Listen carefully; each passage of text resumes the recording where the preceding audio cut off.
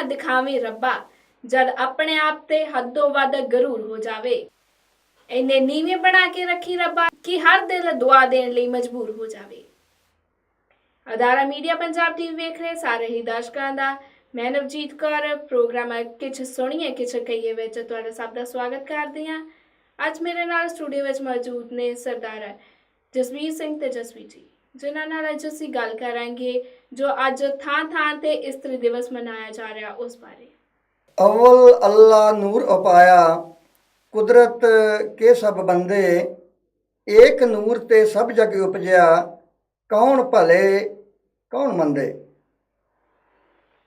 अदारा media Punjab TV देख रहे सारे ही दर्शकों नूं साडे वल्लों फतेह प्रवान करो जी। वाहिगुरू जी का खालसा वाहिगुरू जी की फतेह।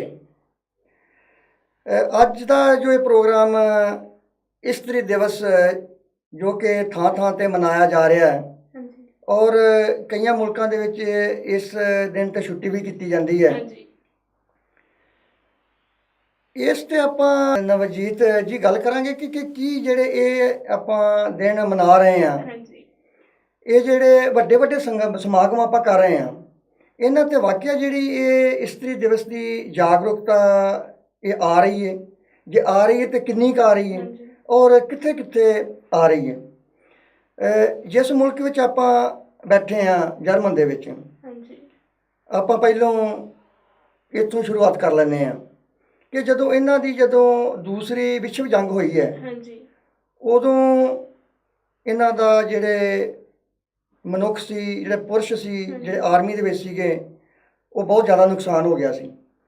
इस करके इत्थों तक कि मतलब जिहड़ा इतिहास गवाह है कि उदों इत्थे इस्त्रियां दी जिहड़ी बहुत दुर्दशा हुई, पर इन्हां ने तकरीबन अज तो 50-52 साल पहलों जिहड़ा इस्त्री दिवस बनाया, उहदे मतलब कानून जिहड़ा बनाया और उहदे करके जिहड़ी अवेयरनेस है वो सारी जनता तक पहुँचाई और छेती थोड़े टाइम दे विच मतलब उन्होंने बहुत ज़्यादा जिहड़ी है वो तरक्की की। दूजे पासे आपां गल शुरू करते हैं कि जिवें आपां अपने महान भारत की गल करिए, इत्थे अज ही नहीं हज़ारां सालां तो ही जिहड़ी मनुख की जिहड़ा मनुख प्रधान मर्द प्रधान समाज है ये बहुत आ रहा है और अज भी है, कभी थोड़ा और कभी ज़्यादा। और मैं नहीं समझदा कि अज बहुत ज़्यादा फर्क पै गया है, अज भी बहुत ज़्यादा जिहड़ा वो फर्क है, क्योंकि साडे इंडिया दे विच जिहड़ी साडी संस्कृति है इसनूं बिल्कुल बनाउण वाला जिहड़ा सी वो सी ब्राह्मण। और ब्राह्मण ने अपने तरीके नाल जिद्दां उहनूं चंगा लगदा सी उहने उस तरीके नाल ही मतलब जिहड़ा सी भावें उस टाइम ते जिहड़ा शासन जिहड़ा मर्जी जिहड़ा हुकमरान करदा होवे, पर वो भी उहनूं भरमा के ते इहो ਜਿਹੇ कायदे कानून बनाउण दे विच कामयाब होया कि उहनूं इन्नी विलंघण विच पा दिता कि उहनूं पता नहीं लगा भी मेरे नाल की हो रहा है।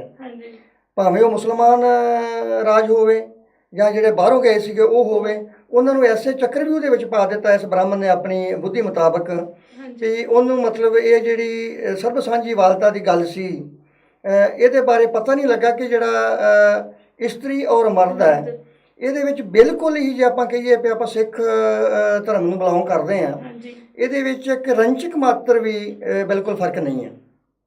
ਜਿੰਨੇ ਹੀ ਹੱਕ ਹਕੂਕ ਜਿਹੜੇ ਨੇ ਉਹ ਮਰਦ ਨੂੰ ਨੇ ਉਨੇ ਹੀ ਇਸਤਰੀ ਨੂੰ। ਇਹਦੇ ਵਿੱਚ ਕੋਈ ਵੀ ਨਹੀਂ, ਲੇਕਿਨ ਇਹ ਆਪਾਂ ਇਸ ਗੱਲ ਵਿੱਚ ਬਾਅਦ ਚਾਹਾਂਗੇ। ਜਿਹੜੀ ਆਪਾਂ ਗੱਲ ਪਹਿਲਾਂ ਸ਼ੁਰੂ ਕੀਤੀ ਸੀ ਉਹ ਕੰਪਲੀਟ ਕਰ ਲਈਏ ਕਿ ਜਿਹੜਾ ਬ੍ਰਾਹਮਣ ਸੀ ਇਹ ਜਿਵੇਂ ਉਹ ਜਨੇਊ ਦੀ ਗੱਲ ਕਰ ਲਈਏ, ਇਹ ਨਹੀਂ ਕਿ ਬ੍ਰਾਹਮਣ ਨੇ ਜਿਹੜੀਆਂ ਨੀਵੀਆਂ ਜਾਤਾਂ ਵਾਲਿਆਂ ਨਾਲ ਹੀ ਇਹ ਧਰੋਹ ਕੀਤਾ, ਇਹਨੇ ਆਪਣੇ ਵਿੱਚ ਵੀ ਨਾਲ ਵੀ मतलब ਜਿਵੇਂ ਹੁਣ ਬ੍ਰਾਹਮਣ ਦੇ ਦੀ ਗੱਲ ਕਰ ਲਈਏ, ਬ੍ਰਾਹਮਣ ਨੇ ਵੀ ਆਪਣੇ ਸਮਾਜ ਦੇ ਵਿੱਚ ਵੀ ਜਿਵੇਂ ਜਨੇਊ ਜਿਹੜੀ ਪਾਉਣ ਦੀ ਪ੍ਰਥਾ ਸੀ ਉਹ ਕੇਵਲ ਤੇ ਕੇਵਲ ਪੰਡਤ ਔਰ ਜਿਹੜਾ ਬ੍ਰਾਹਮਣ ਹੈ ਉਹ ਹੀ ਪਾ ਸਕਦਾ ਸੀ। ਜਿਹੜੀ ਇਸਤਰੀ ਜਾਤ ਹੈ ਉਹਨੂੰ ਅਧਿਕਾਰ ਨਹੀਂ ਸੀ ਜਨੇਊ ਪਾਉਣ ਦਾ, ਤੇ ਜਿਹੜੇ ਸ਼ੂਦਰ ਸੀ ਉਹਨਾਂ ਨੂੰ ਤੇ ਨਾ ਮਰਦ ਤੇ ਨਾ ਹੀ ਇਸਤਰੀਆਂ ਕੋਈ ਵੀ ਨਹੀਂ ਸੀ ਪਾ ਸਕਦਾ। ਤੇ ਗ੍ਰੰਥ ਪੜ੍ਹਨੇ ਜਾਂ ਜਿਹੜੀ ਚੰਗੀ ਘੋੜਸਵਾਰੀ ਕਰਨੀ ਜਾਂ ਐਸੇ ਤੇ ਸਵਾਲ ਹੀ ਪੈਦਾ ਨਹੀਂ ਹੁੰਦਾ ਹੈ, ਕਿਉਂਕਿ ਇਤਿਹਾਸ ਜਿਹੜਾ ਉਹ ਅੱਜ ਵੀ ਇਸ ਚੀਜ਼ ਦਾ ਗਵਾਹ ਆ ਕਿ ਜਿਹੜਾ ਬਚਿਆ ਖੁਚਿਆ ਰਾਸ਼ਨ ਹੁੰਦਾ ਸੀ ਉਹ ਸ਼ੂਦਰ ਨੂੰ ਦਿੱਤਾ ਜਾਂਦਾ ਸੀ। ਜਿਹੜੇ ਲੱਥੇ ਪੁਰਾਣੇ ਕੱਪੜੇ ਹੁੰਦੇ ਸੀ ਕਿ ਉਹੀ ਸ਼ੂਦਰ ਵਾਸਤੇ ਸੀ, ਸ਼ੂਦਰ ਉਹੀ ਪਾ ਸਕਦਾ। ਕਿਉਂ ਜਦੋਂ ਇਸਤਰੀ ਦਾ ਇੰਨਾ ਮਾੜਾ ਕਿਰਦਾਰ ਸਮਝ ਕੇ ਉਹਨੂੰ ਪੇਸ਼ ਕੀਤਾ ਜਾਵੇ, ਜਾਂ ਇਉਂ ਕਹਿ ਲਈਏ ਕਿ ਆਪਾਂ ਜਦੋਂ ਘਰਾਂ ਦੇ ਵਿੱਚ ਇਹ ਚੀਜ਼ ਕਹਿਣੀ ਸ਼ੁਰੂ ਕਰ ਦਿੰਦੇ ਹਾਂ ਕਿ ਜਿਹੜੀ ਪਤੀ ਪਰਮੇਸ਼ਰ ਹੈ। ਕਿਉਂ ਅਗਰ ਆਪਾਂ ਗੁਰਬਾਣੀ ਦੇ ਹਿਸਾਬ ਨਾਲ ਦੇਖਦੇ ਹਾਂ ਤੇ ਜਿਹੜਾ ਪਤੀ ਪਰਮੇਸ਼ਰ ਹੈ, ਇੱਕ ਜੀਵ ਰੂਪ ਜਿਹੜੀ ਇਸਤਰੀ ਹੈ, ਭਾਵੇਂ ਉਹ ਮਰਦ ਹੈ ਭਾਵੇਂ ਇਸਤਰੀ ਹੈ, ਉਹ ਜਿਹੜਾ ਪਤੀ ਪਰਮੇਸ਼ਰ ਹੈ ਉਹ ਕੇਵਲ ਤੇ ਕੇਵਲ ਅਕਾਲ ਪੁਰਖ ਨੂੰ ਹੀ ਦਰਸਾਇਆ ਗਿਆ। ਤੇ ਜਿਹੜਾ ਜੀਵ ਮਾਤਰ ਹੈ ਇਹ ਹੈਗਾ ਪਤੀ ਪਰਮੇਸ਼ਰ ਜਿਹੜਾ ਪਰਮਾਤਮਾ ਹੈ, ਔਰ ਇਹ ਜਿਹੜੀ ਹੈ ਇਹ ਜੀਵ ਰੂਪੀ ਜਿਹੜੀ ਇਸਤਰੀ ਹੈ। ਸੋ ਉਹ ਜਿਹੜੀ ਇਸਤਰੀ ਵਾਲਾ ਸਥਾਨ ਸੀ, ਜਦੋਂ ਅਸੀਂ ਮੁੱਢ ਦੇ ਵਿੱਚੋਂ ਹੀ ਆਪਣੇ ਘਰਾਂ ਦੇ ਵਿੱਚ ਹੀ ਕਹਿ ਦਿੰਦੇ ਹਾਂ, ਆਪਾਂ ਐਗਜ਼ਾਮਪਲ ਲੈ ਲਈਏ ਅੱਜ ਦੀ ਬੇਸ਼ੱਕ, ਕਿ ਇਹ ਜਿਹੜੀ ਮਤਲਬ ਇਸਤਰੀ ਹੈ, ਇਹ ਜਿਹੜਾ ਇਨਸਾਨ ਹੈ, ਜਿਹੜਾ ਮਰਦ ਹੈ ਇਸਤਰੀ ਦਾ, ਇਹ ਇਸਤਰੀ ਜਿਹੜੀ ਹੈ ਇਹ ਜਿਹੜਾ ਪਤੀ ਪਰਮੇਸ਼ਰ ਹੈ ਇਹਦਾ। ਦੇਖੋ ਹੁਣ ਇਸਤਰੀ ਵਾਸਤੇ ਤਾਂ ਸਭ ਚੀਜ਼ਾਂ ਜਿਹੜੀਆਂ ਨੇ ਉਹ ਕਾਨੂੰਨ ਦੇ ਵਿੱਚ ਨੇ, ਵੀ ਉਸਨੇ ਜਿਵੇਂ ਹੈ ਵੀ ਉਹਨੇ ਜਿਵੇਂ ਹਿੰਦੂ ਧਰਮ ਦੇ ਵਿੱਚ ਹੈ ਉਹਨੇ ਮੰਗਲ ਸੂਤਰ ਵੀ ਪਹਿਨਣਾ, ਉਹਨੇ ਚੂੜਾ ਵੀ ਪਹਿਨਣਾ, ਲੇਕਿਨ ਜਿਹੜਾ ਮਰਦ ਹੈ ਉਹ ਆਜ਼ਾਦ ਹੈ, ਉਹਦੇ ਵਾਸਤੇ ਕੋਈ ਪਾਬੰਦੀ ਨਹੀਂ, ਉਹਦੇ ਵਾਸਤੇ ਕੋਈ ਖਾਸ ਚਿੰਨ੍ਹ ਨਹੀਂ ਕਿ ਇਹ ਵੀ ਪਤਾ ਲੱਗ ਸਕੇ ਕਿ ਇਹ ਵਾਕਈ ਇਹ ਮਤਲਬ ਸ਼ਾਦੀशुदा ਹੈ ਜਾਂ ਨਹੀਂ। ਇਸ ਕਰਕੇ ਜਿਹੜਾ ਇਸਤਰੀ ਹੈ ਇਹਨੂੰ ਪਹਿਲਾਂ ਤੋਂ ਹੀ ਹਜ਼ਾਰਾਂ ਸਾਲਾਂ ਤੋਂ ਹੀ ਸਾਡੇ ਮਹਾਨ ਭਾਰਤ ਵਿੱਚ ਦਬਾਉਣ ਦੀ ਕੋਸ਼ਿਸ਼ ਕੀਤੀ ਜਾਂਦੀ ਹੈ। ਔਰ ਇਸ ਤੋਂ ਅੱਗੇ ਇਹ ਗੱਲ ਕਹੀਏ ਕਿ ਜੇ ਕੇਵਲ ਹਿੰਦੂ ਹੀ ਨਹੀਂ, ਆਪਾਂ ਮੁਸਲਮਾਨਾਂ ਦੀ ਵੀ ਗੱਲ ਕਰ ਲਈਏ, ਇਹ ਵੀ ਉਸ ਟਾਈਮ ਦੀ ਜਿਹੜੀ ਸੰਸਕ੍ਰਿਤੀ ਸੀ ਇਹਦੀ ਬਣਤਰ ਉਸ ਹਿਸਾਬ ਨਾਲ ਬਣਾਈ ਸੀ ਜਿਵੇਂ ਕਿ ਗੁਰਬਾਣੀ ਵਿੱਚ ਵੀ ਫਰਮਾਨ ਆਉਂਦਾ ਹੈ, ਕਾਜੀ ਕੂੜ ਬੋਲ ਮੁੱਲ ਖਾਏ, ਕਾਜੀ ਕੂੜ ਬੋਲ ਮੁੱਲ ਖਾਏ, ਬ੍ਰਾਹਮਣ ਨਾਵੈ ਜੀਵਨ ਕਾਏ। ਵੀ ਮਤਲਬ ਇਹ ਜਿਹੜਾ ਸੀ ਸਮਾਜ, ਇਹਦਾ ਸਿਸਟਮ ਹੀ ਇਸ ਹਿਸਾਬ ਨਾਲ ਬਣਾਇਆ ਗਿਆ ਸੀਗਾ। ਜੇ ਆਪਾਂ ਮੋਟੀ ਜਿਹੀ ਇੱਕ ਮਿਸਾਲ ਲੈ ਲਈਏ ਕਿ ਦੇਖੋ ਜੇ ਗੁਰਬਾਣੀ ਕਹਿੰਦੀ ਹੈ ਵੀ ਜਿੰਨਾ ਹੀ ਹੱਕ ਇਨਸਾਨ ਨੂੰ ਹੈ ਓਨਾ ਹੀ ਇਸਤਰੀ ਨੂੰ ਹੈ, ਇਹਦੇ ਵਿੱਚ ਕੋਈ ਵੀ ਦੋ ਰਹਿਵਾ ਨਹੀਂ ਕਿ ਪੁਰਸ਼ ਔਰ ਇਸਤਰੀ ਦਾ ਜਿਹੜਾ ਸੁਮੇਲ ਹੈ ਇਹ ਬਹੁਤ ਗੂੜਾ ਸੁਮੇਲ ਹੈ। ਜਿਹੜਾ ਇਕੱਲੀ ਜਿਹੜੀ ਹੈ ਇਸਤਰੀ ਵੀ ਆਪਣੇ ਜੀਵਨ ਵਿੱਚ ਕਾਮਯਾਬ ਨਹੀਂ, ਜਿਹੜਾ ਇਕੱਲਾ ਮਰਦ ਹੈ ਉਹ ਵੀ ਕਾਮਯਾਬ ਨਹੀਂ। ਪਰ ਇਸ ਨੂੰ ਆਪਾਂ ਜਦੋਂ ਇਹ ਸਮਝ ਕੇ ਜਾਂ ਇਹ ਜਾਣ ਕੇ ਮਾਫ ਕਰਨਾ ਕਿ ਇਹਨੂੰ ਬੱਚੇ ਬਣਾਉਣ ਵਾਲੀ ਮਸ਼ੀਨ ਸਮਝ ਕੇ ਆਪਾਂ ਵਰਤਦੇ ਹਾਂ, ਉਦੋਂ ਉਹਦੇ ਵਿੱਚ ਕਿਤੇ ਨਾ ਕਿਤੇ ਜਾ ਕੇ ਫਰਕ ਪੈ ਜਾਂਦਾ ਹੈ। ਆਪਾਂ ਮਿਸਾਲ ਲੈ ਲੈਂਦੇ ਕਿ ਜਿਵੇਂ ਹੁਣ ਲਾ ਲਓ ਕਿ ਅਗਰ ਜੇ ਆਪਾਂ 100% ਇਹ ਗੱਲ ਸਮਝਦੇ ਹਾਂ ਕਿ ਮਰਦ ਔਰ ਇਸਤਰੀ ਦਾ ਬਰਾਬਰ ਦਾ ਹੱਕ ਹੈ, ਉਹਦੇ ਵਿੱਚ 50% ਜਿਹੜਾ ਇਸਤਰੀ ਦਾ ਯੋਗਦਾਨ ਹੈ ਔਰ 50% ਮਰਦ ਦਾ ਯੋਗਦਾਨ ਹੈ। ਔਰ ਅੱਜ ਵੀ ਆਪ ਦੇਖ ਲਓ ਜਿਹੜੇ ਪਰਿਵਾਰਾਂ ਦੇ ਵਿੱਚ ਇਸਤਰੀ ਔਰ ਪੁਰਸ਼ ਆਪਸ ਵਿੱਚ ਕੰਧੇ ਨਾਲ ਕੰਧਾ ਜੋੜ ਕੇ ਕੰਮ ਕਰਦੇ ਨੇ, ਭਾਵੇਂ ਉਹ ਕਾਰੋਬਾਰ ਹੋਵੇ ਤੇ ਭਾਵੇਂ ਉਹ ਘਰੇਲੂ ਕੰਮ ਹੋਵੇ ਜਾਂ ਕਿ ਉਹ ਕਿਤੇ ਨੌਕਰੀ ਪੇਸ਼ਾ ਕਰਦੇ ਹੋਣ, ਜਦੋਂ ਉਹ ਇੱਕ ਇੰਨੇ ਵਿਸ਼ਵਾਸ ਨਾਲ ਮੋਢੇ ਨਾਲ ਮੋਢਾ ਜੋੜ ਕੇ ਕੰਮ ਕਰਦੇ ਨੇ ਔਰ ਉਹ ਖੁਸ਼ਹਾਲ ਨੇ। ਤੇ ਜਿਹੜਾ ਆਦਮੀ ਜੇਕਰ ਇਨਸਾਨ ਇਹ ਕਹੇ ਵੀ ਨਾ ਮੈਂ ਇਕੱਲਾ ਮਰਦ ਹਾਂ ਔਰ ਇਸਤਰੀ ਨੇ ਘਰ ਦਾ ਹੀ ਕੰਮ ਕਰਨਾ ਹੈ, ਜਾਂ ਇਹ ਬੱਚਿਆਂ ਵਾਸਤੇ ਹੀ ਪੈਦਾ ਹੋਈ ਹੈ, ਜਾਂ ਜਿਵੇਂ ਕਿ ਬ੍ਰਾਹਮਣ ਨੇ ਇਹ ਗੱਲ ਕੀਤੀ ਸੀ, ਜਿਵੇਂ ਆਪਾਂ ਗੱਲ ਕਰੀਏ ਮਨੂ ਸਿਮਰਤੀ ਦੀ, ਉਹਦੇ ਵਿੱਚ ਇੱਥੋਂ ਤੱਕ ਲਿਖਿਆ ਹੈ ਕਿ ਜਿਹੜੀ ਔਰਤ ਹੈ ਇਹ ਪੈਰ ਦੀ ਜੁੱਤੀ ਹੈ, ਇਹਦੀ ਜਿਹੜੀ ਅਕਲ ਹੈ ਇਹ ਗੁੱਦੇ ਪਿੱਛੇ ਹੁੰਦੀ ਹੈ। ਇਹ ਜੇ ਬਿਲਕੁਲ ਮਨ ਘੜਤ ਗੱਲਾਂ ਨੇ, ਇਸ ਚੀਜ਼ ਨੇ ਸਾਡੇ ਮੁਲਕ ਨੂੰ ਖਾਸ ਕਰਕੇ ਬਹੁਤ ਪਿੱਛੇ ਜਿਹੜਾ ਉਹ ਪਾਇਆ। ਹੁਣ ਇਸ ਗੱਲ ਦੇ ਨਾਲ ਨਾਲ ਹੀ ਆਪਾਂ ਜਿਹੜਾ ਯੂਰਪ ਦੇ ਵਿੱਚ ਮਿਸਾਲ ਲੈ ਲੈਂਦੇ ਹਾਂ। ਦੇਖੋ ਇਸ ਚੀਜ਼ ਦਾ ਜਿਹੜਾ ਅੱਜ ਤੋਂ ਤਕਰੀਬਨ 50-52 ਸਾਲ ਜਦੋਂ ਪਹਿਲਾਂ ਇਸ ਚੀਜ਼ ਦਾ ਨਾਅਰਾ ਲੱਗਾ ਸੀ, ਔਰ ਇਸ ਚੀਜ਼ ਨੇ ਕਿੰਨੀ ਤਰੱਕੀ ਕਰ ਲਈ ਇਹਨੇ 50-52 ਸਾਲਾਂ ਦੇ ਵਿੱਚ। ਔਰ ਸਾਡੇ ਮੁਲਕ ਦੇ ਵਿੱਚ ਅੱਜ ਵੀ ਜਿਹੜੇ ਨਵੇਂ ਤੋਂ ਨਵੇਂ ਜਿਹੜੇ ਨੇ ਉਹ ਬਲਾਤਕਾਰ ਦੇ ਕੇਸ, ਰੇਪ ਦੇ ਕੇਸ ਜਿਹੜੇ ਨੇ ਕਿੰਨੇ ਕਿੰਨੇ ਹੋ ਰਹੇ ਨੇ। ਔਰ ਇੱਥੋਂ ਤੀਕ ਹੈ ਕਿ ਸਾਡੇ ਕੋਲ ਅੱਜ ਵੀ ਜਿਹੜੀ ਪਾਰਲੀਮੈਂਟ ਹੈਗੀ ਹੈ ਉਹਦੇ ਵਿੱਚ ਤਕਰੀਬਨ 125 ਤੋਂ 150 ਜਿਹੜੇ ਮੈਂਬਰ ਨੇ ਉਹ ਇਹ ਰੇਪ ਦੇ ਕੇਸਾਂ ਦੇ ਵਿੱਚ ਇਨਵੋਲਵ ਨੇ। ਜਿੰਨਾ ਚਿਰ ਸਾਡੇ ਮੁਲਕ ਦੀ ਜਿਹੜੀ ਔਰਤ ਹੈ ਇਹ ਆਪਣੇ ਤੌਰ ਤੇ ਇਸ ਚੀਜ਼ ਨੂੰ ਆਤਮ ਵਿਸ਼ਵਾਸ ਨਾਲ ਉਹਨੂੰ ਆਪਣੇ ਆਪ ਵਿੱਚ ਨਹੀਂ ਪੂਰੀ ਯੁੱਤ ਪੈਦਾ ਨਹੀਂ ਹੁੰਦੀ ਕਿ ਮੈਂ ਆਪਣੀ ਜ਼ਿੰਦਗੀ ਆਪ ਜੀਣੀ ਹੈ ਔਰ ਆਪਣੇ ਜਿਹੜੇ ਹੱਕ ਹਕੂਕ ਲੈਣ ਵਾਸਤੇ ਜਦੋਂ ਜਿੱਦ ਕਰਨੀ ਹੈ, ਉਹਨਾਂ ਚਿਰ ਗੱਲ ਨਹੀਂ ਬਣ ਸਕਦੀ। ਕਿ ਉਹ ਬੇਸ਼ੱਕ ਕਿ ਪਿਛਲੇ ਥੋੜ੍ਹੇ ਟਾਈਮ ਦੇ ਦਰਮਿਆਨ ਹੀ ਜਿਹੜੇ ਬਹੁਤ ਵੱਡੇ ਵੱਡੇ ਕਾਂਡ ਭਾਰਤ ਵਿੱਚ ਹੋਏ ਨੇ, ਇਹਦੇ ਵਿੱਚ ਜਿਹੜਾ ਸਾਡਾ ਭਾਰਤ ਹੈ ਪੂਰੀ ਦੁਨੀਆ ਦੇ ਵਿੱਚ ਬਹੁਤ ਬਦਨਾਮ ਹੋਇਆ, ਬਹੁਤ ਜ਼ਿਆਦਾ ਇਹਦੀ ਬੇਇੱਜ਼ਤੀ ਹੋਈ ਹੈ। ਉਹਦੇ ਬਾਵਜੂਦ ਸਾਡੇ ਭਾਰਤ ਦੇ ਵਿੱਚ ਨਵੇਂ-ਨਵੇਂ ਕਾਨੂੰਨ ਵੀ ਬਣਾਏ ਗਏ। ਫਾਂਸੀ ਦਾ ਕਾਨੂੰਨ ਹੋ ਗਿਆ, ਜਿਹੜੀ ਫਸਟ ਟਰੈਕ ਅਦਾਲਤਾਂ ਨੇ ਉਹਨਾਂ ਦੀ ਗੱਲ ਕੀਤੀ ਗਈ, ਪਰ ਉਹਨਾਂ ਦੀ ਵੇਖਣ ਵਾਲੀ ਗੱਲ ਇਹ ਹੈ ਕਿ ਕੋਈ ਆਊਟਪੁੱਟ ਕੀ ਹੈ, ਕਿ ਇਹਨਾਂ ਬਹੁਤ ਜ਼ਿਆਦਾ ਕੋਈ ਉਹਨਾਂ ਦਾ ਫਾਇਦਾ ਨਹੀਂ ਦਿਸ ਰਿਹਾ। ਹਾਂਜੀ, ਉਹਦਾ ਕਾਰਨ ਹੀ ਇਹੋ ਹੈ ਕਿ ਜਿੰਨਾ ਚਿਰ ਜਿਹੜੀ ਇਸਤਰੀ ਹੈ ਇਹ ਆਪਣੇ ਹੱਕ ਹਕੂਕ ਵਾਸਤੇ ਆਪ ਹੀ ਹੰਭਲਾ ਨਹੀਂ ਮਾਰਦੀ, ਆਪਣਾ ਯੁਰਤ ਨਹੀਂ ਕਰਦੀ ਆ, ਉਹਨਾਂ ਚਿਰ ਨੂੰ ਹੱਕ ਹਕੂਕ ਜਿਹੜੇ ਮਿਲਦੇ ਨੇ ਉਹ ਬਹੁਤ ਔਖੇ ਨੇ। ਉਹ ਦੂਜੇ ਪਾਸੇ ਆਪਾਂ ਗੱਲ ਕਰ ਲਈਏ ਕਿ ਜਿਵੇਂ ਉਹ ਪੰਡਤ ਸੀਗਾ, ਪੰਡਤ ਨੂੰ ਆਪਣੀ ਜਾਤ ਦਾ ਬਹੁਤ ਗਰੂਰ ਸੀ ਕਿ ਮੈਂ ਬ੍ਰਾਹਮਣ ਹਾਂ, ਮੈਂ ਜੋ ਵੀ ਚਾਹਾਂ ਇਸ ਸੰਸਕ੍ਰਿਤੀ ਨਾਲ ਕਰ ਸਕਦਾ ਵਾਂ। ਉਹ ਜਿਹੜੇ ਸਾਡੇ ਹਜ਼ਾਰਾਂ ਸਾਲਾਂ ਤੋਂ ਸਾਡੇ ਖੂਨ ਦੇ ਵਿੱਚ ਉਹ ਜਿਹੜੀ ਸੰਸਕ੍ਰਿਤੀ ਬੈਠੀ ਹੈ ਉਹ ਇੰਨੀ ਛੇਤੀ ਨਹੀਂ ਨਿਕਲ ਰਹੀ। ਜੇ ਕਿਤੇ ਨਾ ਕਿਤੇ ਕੋਈ ਇਨਸਾਨ ਕੋਸ਼ਿਸ਼ ਕਰਦਾ ਹੈ, ਲੇਕਿਨ ਉਹ ਇਕੱਲੇ ਜਿਹੜੇ ਇਨਸਾਨ ਹੈ ਉਹਦੀ ਕੋਸ਼ਿਸ਼ ਜਿਹੜੀ ਉਹਦੀ ਪੇਸ਼ ਨਹੀਂ ਜਾਂਦੀ ਹੈ। ਇਸ ਕਰਕੇ ਇਸ ਦਾ ਮਤਲਬ ਇਹ ਨਹੀਂ ਕਿ ਆਪਾਂ ਜਿਹੜਾ ਅੱਜ ਦਾ ਦੇਖੋ ਮੀਡੀਆ ਉਹ ਬਹੁਤ ਕੰਮ ਕਰ ਰਿਹਾ, ਅਦਾਰਾ ਮੀਡੀਆ ਪੰਜਾਬ ਹੋ ਗਿਆ ਜਾਂ ਇਲੈਕਟ੍ਰੋਨਿਕ ਮੀਡੀਆ ਜਾਂ ਪ੍ਰਿੰਟ ਮੀਡੀਆ ਕੋਈ ਵੀ ਹੈ, ਅੱਜ ਕੱਲ੍ਹ ਦੇ ਜ਼ਮਾਨੇ 'ਚ ਬਹੁਤ ਜ਼ਿਆਦਾ ਗੱਲ ਹੋ ਰਹੀ ਹੈ ਹੱਕ ਹਕੂਕ ਦੀ, ਤੇ ਉਹ ਵੀ ਉਹਨਾਂ ਚਿਰ ਹੀ ਕਾਮਯਾਬ ਹੈ ਜਾਂ ਜਿਹੜੇ ਅਸੀਂ ਵੱਡੇ ਵੱਡੇ ਇਹ ਸੰਮੇਲਨ ਕਰਨੇ ਆ ਜਾਂ ਆਪਾਂ ਗੱਲ ਕਰਨੇ ਆ, ਇਹਨਾਂ ਨੂੰ ਇਕੱਲੀਆਂ ਗੱਲਾਂ ਕਰਨੀਆਂ ਹੀ ਕਾਫੀ ਨਹੀਂ, ਇਹਨਾਂ ਨੂੰ ਗੱਲਾਂ ਕਰਕੇ ਇਹਨਾਂ ਨੂੰ ਅਮਲ 'ਚ ਲਿਆਉਣਾ। ਜਿੱਥੇ ਕਿਤੇ ਇਸਤਰੀ ਨਾਲ ਧੱਕਾ ਹੁੰਦਾ ਉਹਦੇ ਨਾਲ ਖੜਨਾ। ਜੇ ਅਸੀਂ ਮਤਲਬ ਇਹੋ ਹੀ ਗੱਲ ਕਰਾਂਗੇ ਕਿ ਨਹੀਂ ਇਹ ਮਰਦ ਪ੍ਰਧਾਨ ਸਮਾਜ ਹੈ, ਕਿ ਨਹੀਂ ਇਹ ਜਿਹੜਾ ਕੰਮ ਹੈ ਇਹ ਜਿਹੜੀ ਇਸਤਰੀ ਹੈ ਇਹ ਸਾਡੇ ਜ਼ੁਲਮ ਸਹਿਣ ਵਾਸਤੇ ਹੀ ਪੈਦਾ ਹੋਈ ਹੈ, ਐਸੀ ਕੋਈ ਬਾਤ ਨਹੀਂ ਹੈ। ਅੱਜ ਤੋਂ 547 ਸਾਲ ਪਹਿਲਾਂ ਉਹ ਮਰਦ ਜਿਨਨੇ ਇਸ ਚੀਜ਼ ਦਾ ਨਾਅਰਾ ਲਾਇਆ ਗੁਰੂ ਬਾਬਾ ਨਾਨਕ, ਉਹਨਾਂ ਨੇ ਅੱਜ ਤੋਂ 47 ਸਾਲ ਪਹਿਲਾਂ ਹੀ ਕਹਿ ਦਿੱਤਾ ਸੀ ਕਿ ਇਹ ਜਿਹੜਾ ਬਰਾਬਰ ਦਾ ਅਧਿਕਾਰ ਜਿਹੜਾ ਇਸ ਨੂੰ ਹੋਣਾ ਚਾਹੀਦਾ, ਕਿਉਂਕਿ ਇਹਦੇ ਵਿੱਚ ਕੋਈ ਫਰਕ ਹੀ ਨਹੀਂ ਹੈ। ਜਿਹੜੇ ਘਰਾਂ ਵਿੱਚ ਜਿਹੜੇ ਖਿੱਤੇ ਦੇ ਵਿੱਚ ਇਸਤਰੀ ਦਾ ਮਰਦ ਨਾਲ ਪੂਰਾ ਸਹਿਯੋਗ ਹੈ ਉਹ ਪਰਿਵਾਰ ਹਮੇਸ਼ਾ ਹੀ ਖੁਸ਼ਹਾਲ, ਤੁਹਾਨੂੰ ਪਹਿਲਾਂ ਵੀ ਦੱਸਿਆ ਹੋਵੇਗਾ ਔਰ ਅੱਜ ਵੀ ਇਹ ਹੈਗਾ।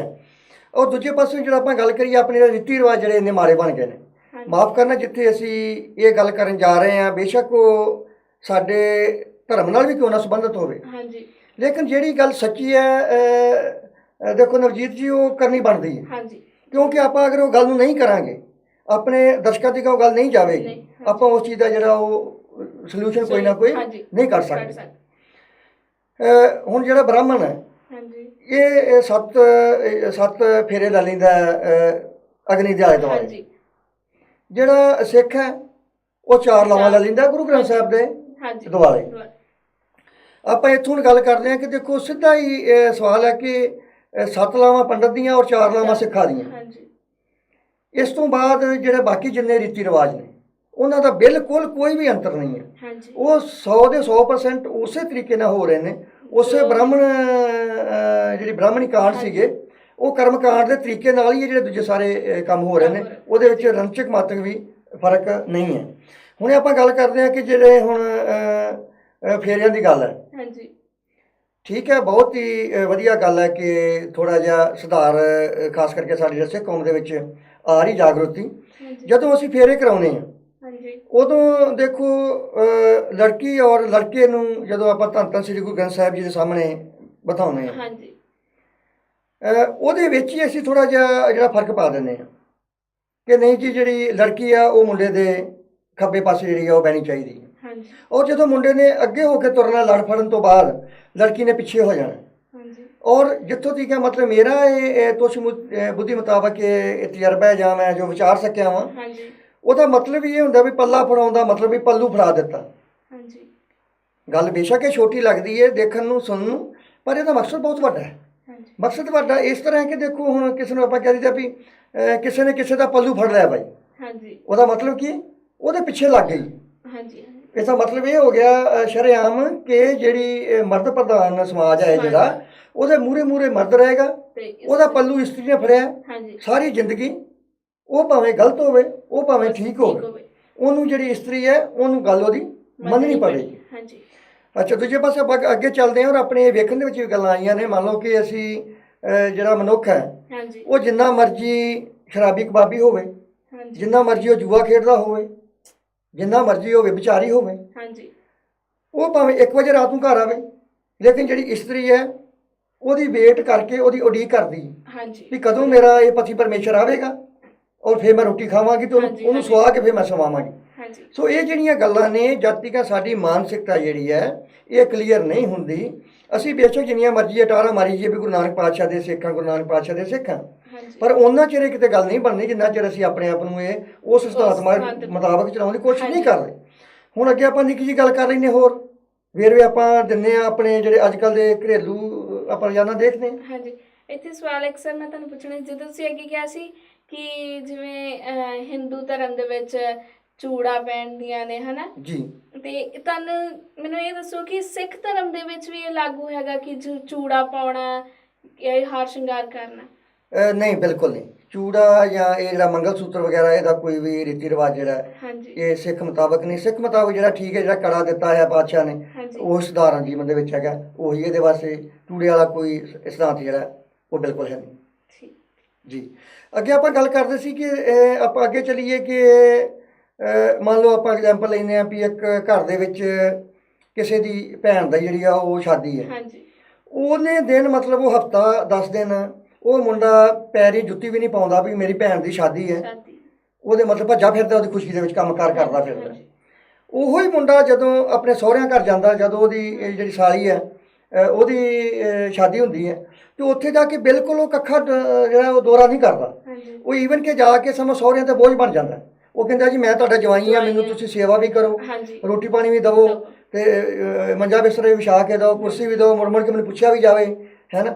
ਜੇ ਅਗਰ ਜਿਸ ਦਿਨ ਇਹ ਗੱਲ ਸਾਡੇ ਦਿਮਾਗ ਵਿੱਚ ਆ ਜਾਏਗੀ ਕਿ ਉਦੋਂ ਤਾਂ ਮੇਰੀ ਭੈਣ ਦਾ ਵਿਆਹ ਸੀਗਾ, ਸ਼ਾਦੀ ਸੀ, ਹਾਂਜੀ ਤੇ ਮੈਂ ਖੁਸ਼ੀ ਨਾਲ ਪੈਰੀ ਜੁੱਤੀ ਵੀ ਨਹੀਂ ਪਾਈ ਹੈ, ਹਾਂਜੀ ਹਾਂਜੀ ਤੇ ਇਹ ਵੀ ਤਾਂ ਮੇਰੀ ਘਰ ਦੀ ਜਾਂ ਮੇਰੀ ਘਰ ਵਾਲੀ ਦੀ ਭੈਣ ਹੈ ਨਾ, ਭੈਣ ਹੈ। ਤੇ ਮੇਰੀ ਵੀ ਭੈਣ ਹੈ। ਹਾਂਜੀ ਅਗਰ ਉਨੀ ਖੁਸ਼ੀ ਉਹਨੂੰ ਉਹਦੇ ਵਿਆਹ ਦੇ ਵਿੱਚ ਵੀ ਜਿੱਦਣ ਹੋਵੇਗੀ, ਜਦੋਂ ਉਸ ਸਿਧਾਂਤ ਜਿਹੜਾ ਇਹ ਜਿਹੜਾ ਸਾਡੇ ਜੀਵਨ ਦੇ ਵਿੱਚ ਆ ਜਾਏਗਾ, ਤੇ ਉਹਦੇ ਮੈਂ ਸਮਝਦਾ ਕਿ ਵਾਕਿਆ ਅਸੀਂ ਕਹਾਂਗੇ ਕਿ ਗੁਰੂ ਨਾਨਕ ਪਾਤਸ਼ਾਹ ਦੇ ਸਿਧਾਂਤ ਨੂੰ ਅਸੀਂ ਸਮਰਪਿਤ ਹੋ ਗਏ। ਹਾਂਜੀ, ਇੱਥੇ ਜਦੋਂ ਤੁਸੀਂ ਕਿਹਾ ਕਿ ਕੁੜੀ ਦਾ ਜਿੱਦਾਂ ਜਵਾਈ ਜਿਹੜਾ ਆ ਜਾ ਕੇ ਇੱਕ ਆਰਾਮ ਨਾਲ ਬਹਿ ਜਾਂਦਾ ਆ ਜੀ, ਜੇ ਉਹ ਸੋਚੇ ਕਿ ਹਾਂ ਵੀ ਇਹਨਾਂ ਦੀ ਕੁੜੀ ਮੇਰੇ ਘਰ ਆਣ ਕੇ ਅਬ ਮੇਰੇ ਪਰਿਵਾਰ ਨੂੰ ਉਹਨੇ ਪੂਰੇ ਨੂੰ ਸੰਭਾਲਿਆ ਆ, ਬਿਲਕੁਲ ਇਹ 'ਚ ਕੋਈ ਦੋਰਾਵਾ ਨਹੀਂ। ਦੇਖੋ ਸੋਚ ਸਕਦਾ ਆ ਉਹ ਵੀ ਕਿ ਹਾਂ ਵੀ ਇਹਨਾਂ ਦੀ ਕੁੜੀ ਨੇ, ਇਹਨਾਂ ਦੀ ਜਿਹੜੀ ਮੇਰੀ ਪਤਨੀ ਆ ਉਹਨੇ ਪੂਰੇ ਪਰਿਵਾਰ ਨੂੰ ਸੰਭਾਲਿਆ ਤੇ ਮੈਂ ਇਹਨਾਂ ਦੇ ਪਰਿਵਾਰ ਨੂੰ ਸੰਭਾਲਾਂ। ਬਿਲਕੁਲ ਜੀ, ਐਸਾ ਹੀ ਹੋਣਾ ਚਾਹੀਦਾ। ਹਾਂਜੀ ਕਿਉਂ ਦੇਖੋ ਵੀ ਜਿਹੜੀ ਤੁਹਾਡੀ ਇਹ ਸ੍ਰਿਸ਼ਟੀ ਆਪਣੀ, ਜਿਹੜੀ ਹਾਂਜੀ ਜਿੰਨੇ ਵੀ ਰਿਸ਼ਤੇ ਨੇ ਇਹ ਤੁਹਾਡੇ ਅੱਗੋਂ ਜਿਹੜੇ ਇਸਤਰੀ ਤੋਂ ਹੀ ਪੈਦਾ ਹੋਣੇ ਨੇ। ਹਾਂਜੀ ਅਗਰ ਇਸਤਰੀ ਤੁਹਾਡੇ ਕੋਲ ਹੈ ਤੇ ਤਾਂ ਹੀ ਅੱਗੋਂ ਧੀ ਦਾ ਧੀ ਪੁੱਤ, ਹਾਂਜੀ ਠੀਕ ਹੈ, ਉਹਦੇ ਵਿੱਚ ਭੂਆ ਮਾਸੀ ਫੁੱਫੜ, ਹਾਂਜੀ। ਕਿਉਂ ਜਿਹੜਾ ਜਿੰਨਾ ਵੀ ਸ੍ਰਿਸ਼ਟੀ ਦਾ ਗਾਂਹ ਵਾਧੂ ਤਰੀਕਾਕਾਰ ਹੈ ਹਾਂਜੀ ਇਹ ਤੁਹਾਨੂੰ ਇਸਤਰੀ ਤੋਂ ਗਾਂਹ ਹੋਣਾ। ਹਾਂਜੀ ਹਾਂਜੀ ਇਸ ਕਰਕੇ ਜਿਹੜੇ ਇਸਤਰੀ ਨੂੰ ਤੇ ਬਾਬੇ ਨਾਨਕ ਨੇ ਇਸੇ ਕਰਕੇ ਗੱਲ ਕਹਿ ਤੇ ਕਿਉਂ ਕਹਿਣੀ ਪਈ, ਸੋ ਕਿਉਂ ਮੰਦਾ ਆਖੀਏ ਜਿਤ ਜੰਮੈ ਰਜਾਨ। ਹਾਂਜੀ ਜਿਹੜੇ ਰਾਜੇ ਜੰਮਦੀ ਹੈ, ਜਿਹਨੂੰ ਜਿਹੜੀ ਸਾਰੀ ਸ੍ਰਿਸ਼ਟੀ ਦੀ ਉਤਪਤੀ ਉਹਦੇ ਤੋਂ ਹੋ ਰਹੀ ਹੈ, ਹਾਂਜੀ। ਉਸ ਨੂੰ ਇਹ ਮੰਦਾ ਜਿਹੜਾ ਉਹ ਕਿਉਂ ਕਹਿ ਰਹੇ ਆ। ਹਾਂਜੀ ਬਾਕੀ ਗੱਲ ਰਹਿ ਗਈ ਸੂਤਕ ਦੀ, ਹਾਂਜੀ ਜਿਹੜਾ ਕਿ ਆਪਣੇ ਘਰਾਂ ਦੇ ਵਿੱਚ ਖਾਸ ਕਰਕੇ ਸਿੱਖ ਘਰਾਂ ਦੇ ਵਿੱਚ ਵੀ ਜਿਵੇਂ ਮੈਂ ਪਹਿਲਾਂ ਕਹਿ ਚੁੱਕਾ ਹਾਂ ਕਿ ਸਿਰਫ ਪੰਡਤਾਂ ਦੇ ਕਰਮਕਾਂਡ ਨਾਲੋਂ ਤੇ ਸਾਡੇ ਕਰਮਕਾਂਡਾਂ ਦੇ ਵਿੱਚ ਜੇ ਫਰਕ ਹੈ ਤੇ 19 ਦਾ ਫਰਕ ਹੈ, ਕੋਈ ਜ਼ਿਆਦਾ ਫਰਕ ਨਹੀਂ ਰਹਿ ਨਹੀਂ ਗਿਆ। ਰਿਹਾ।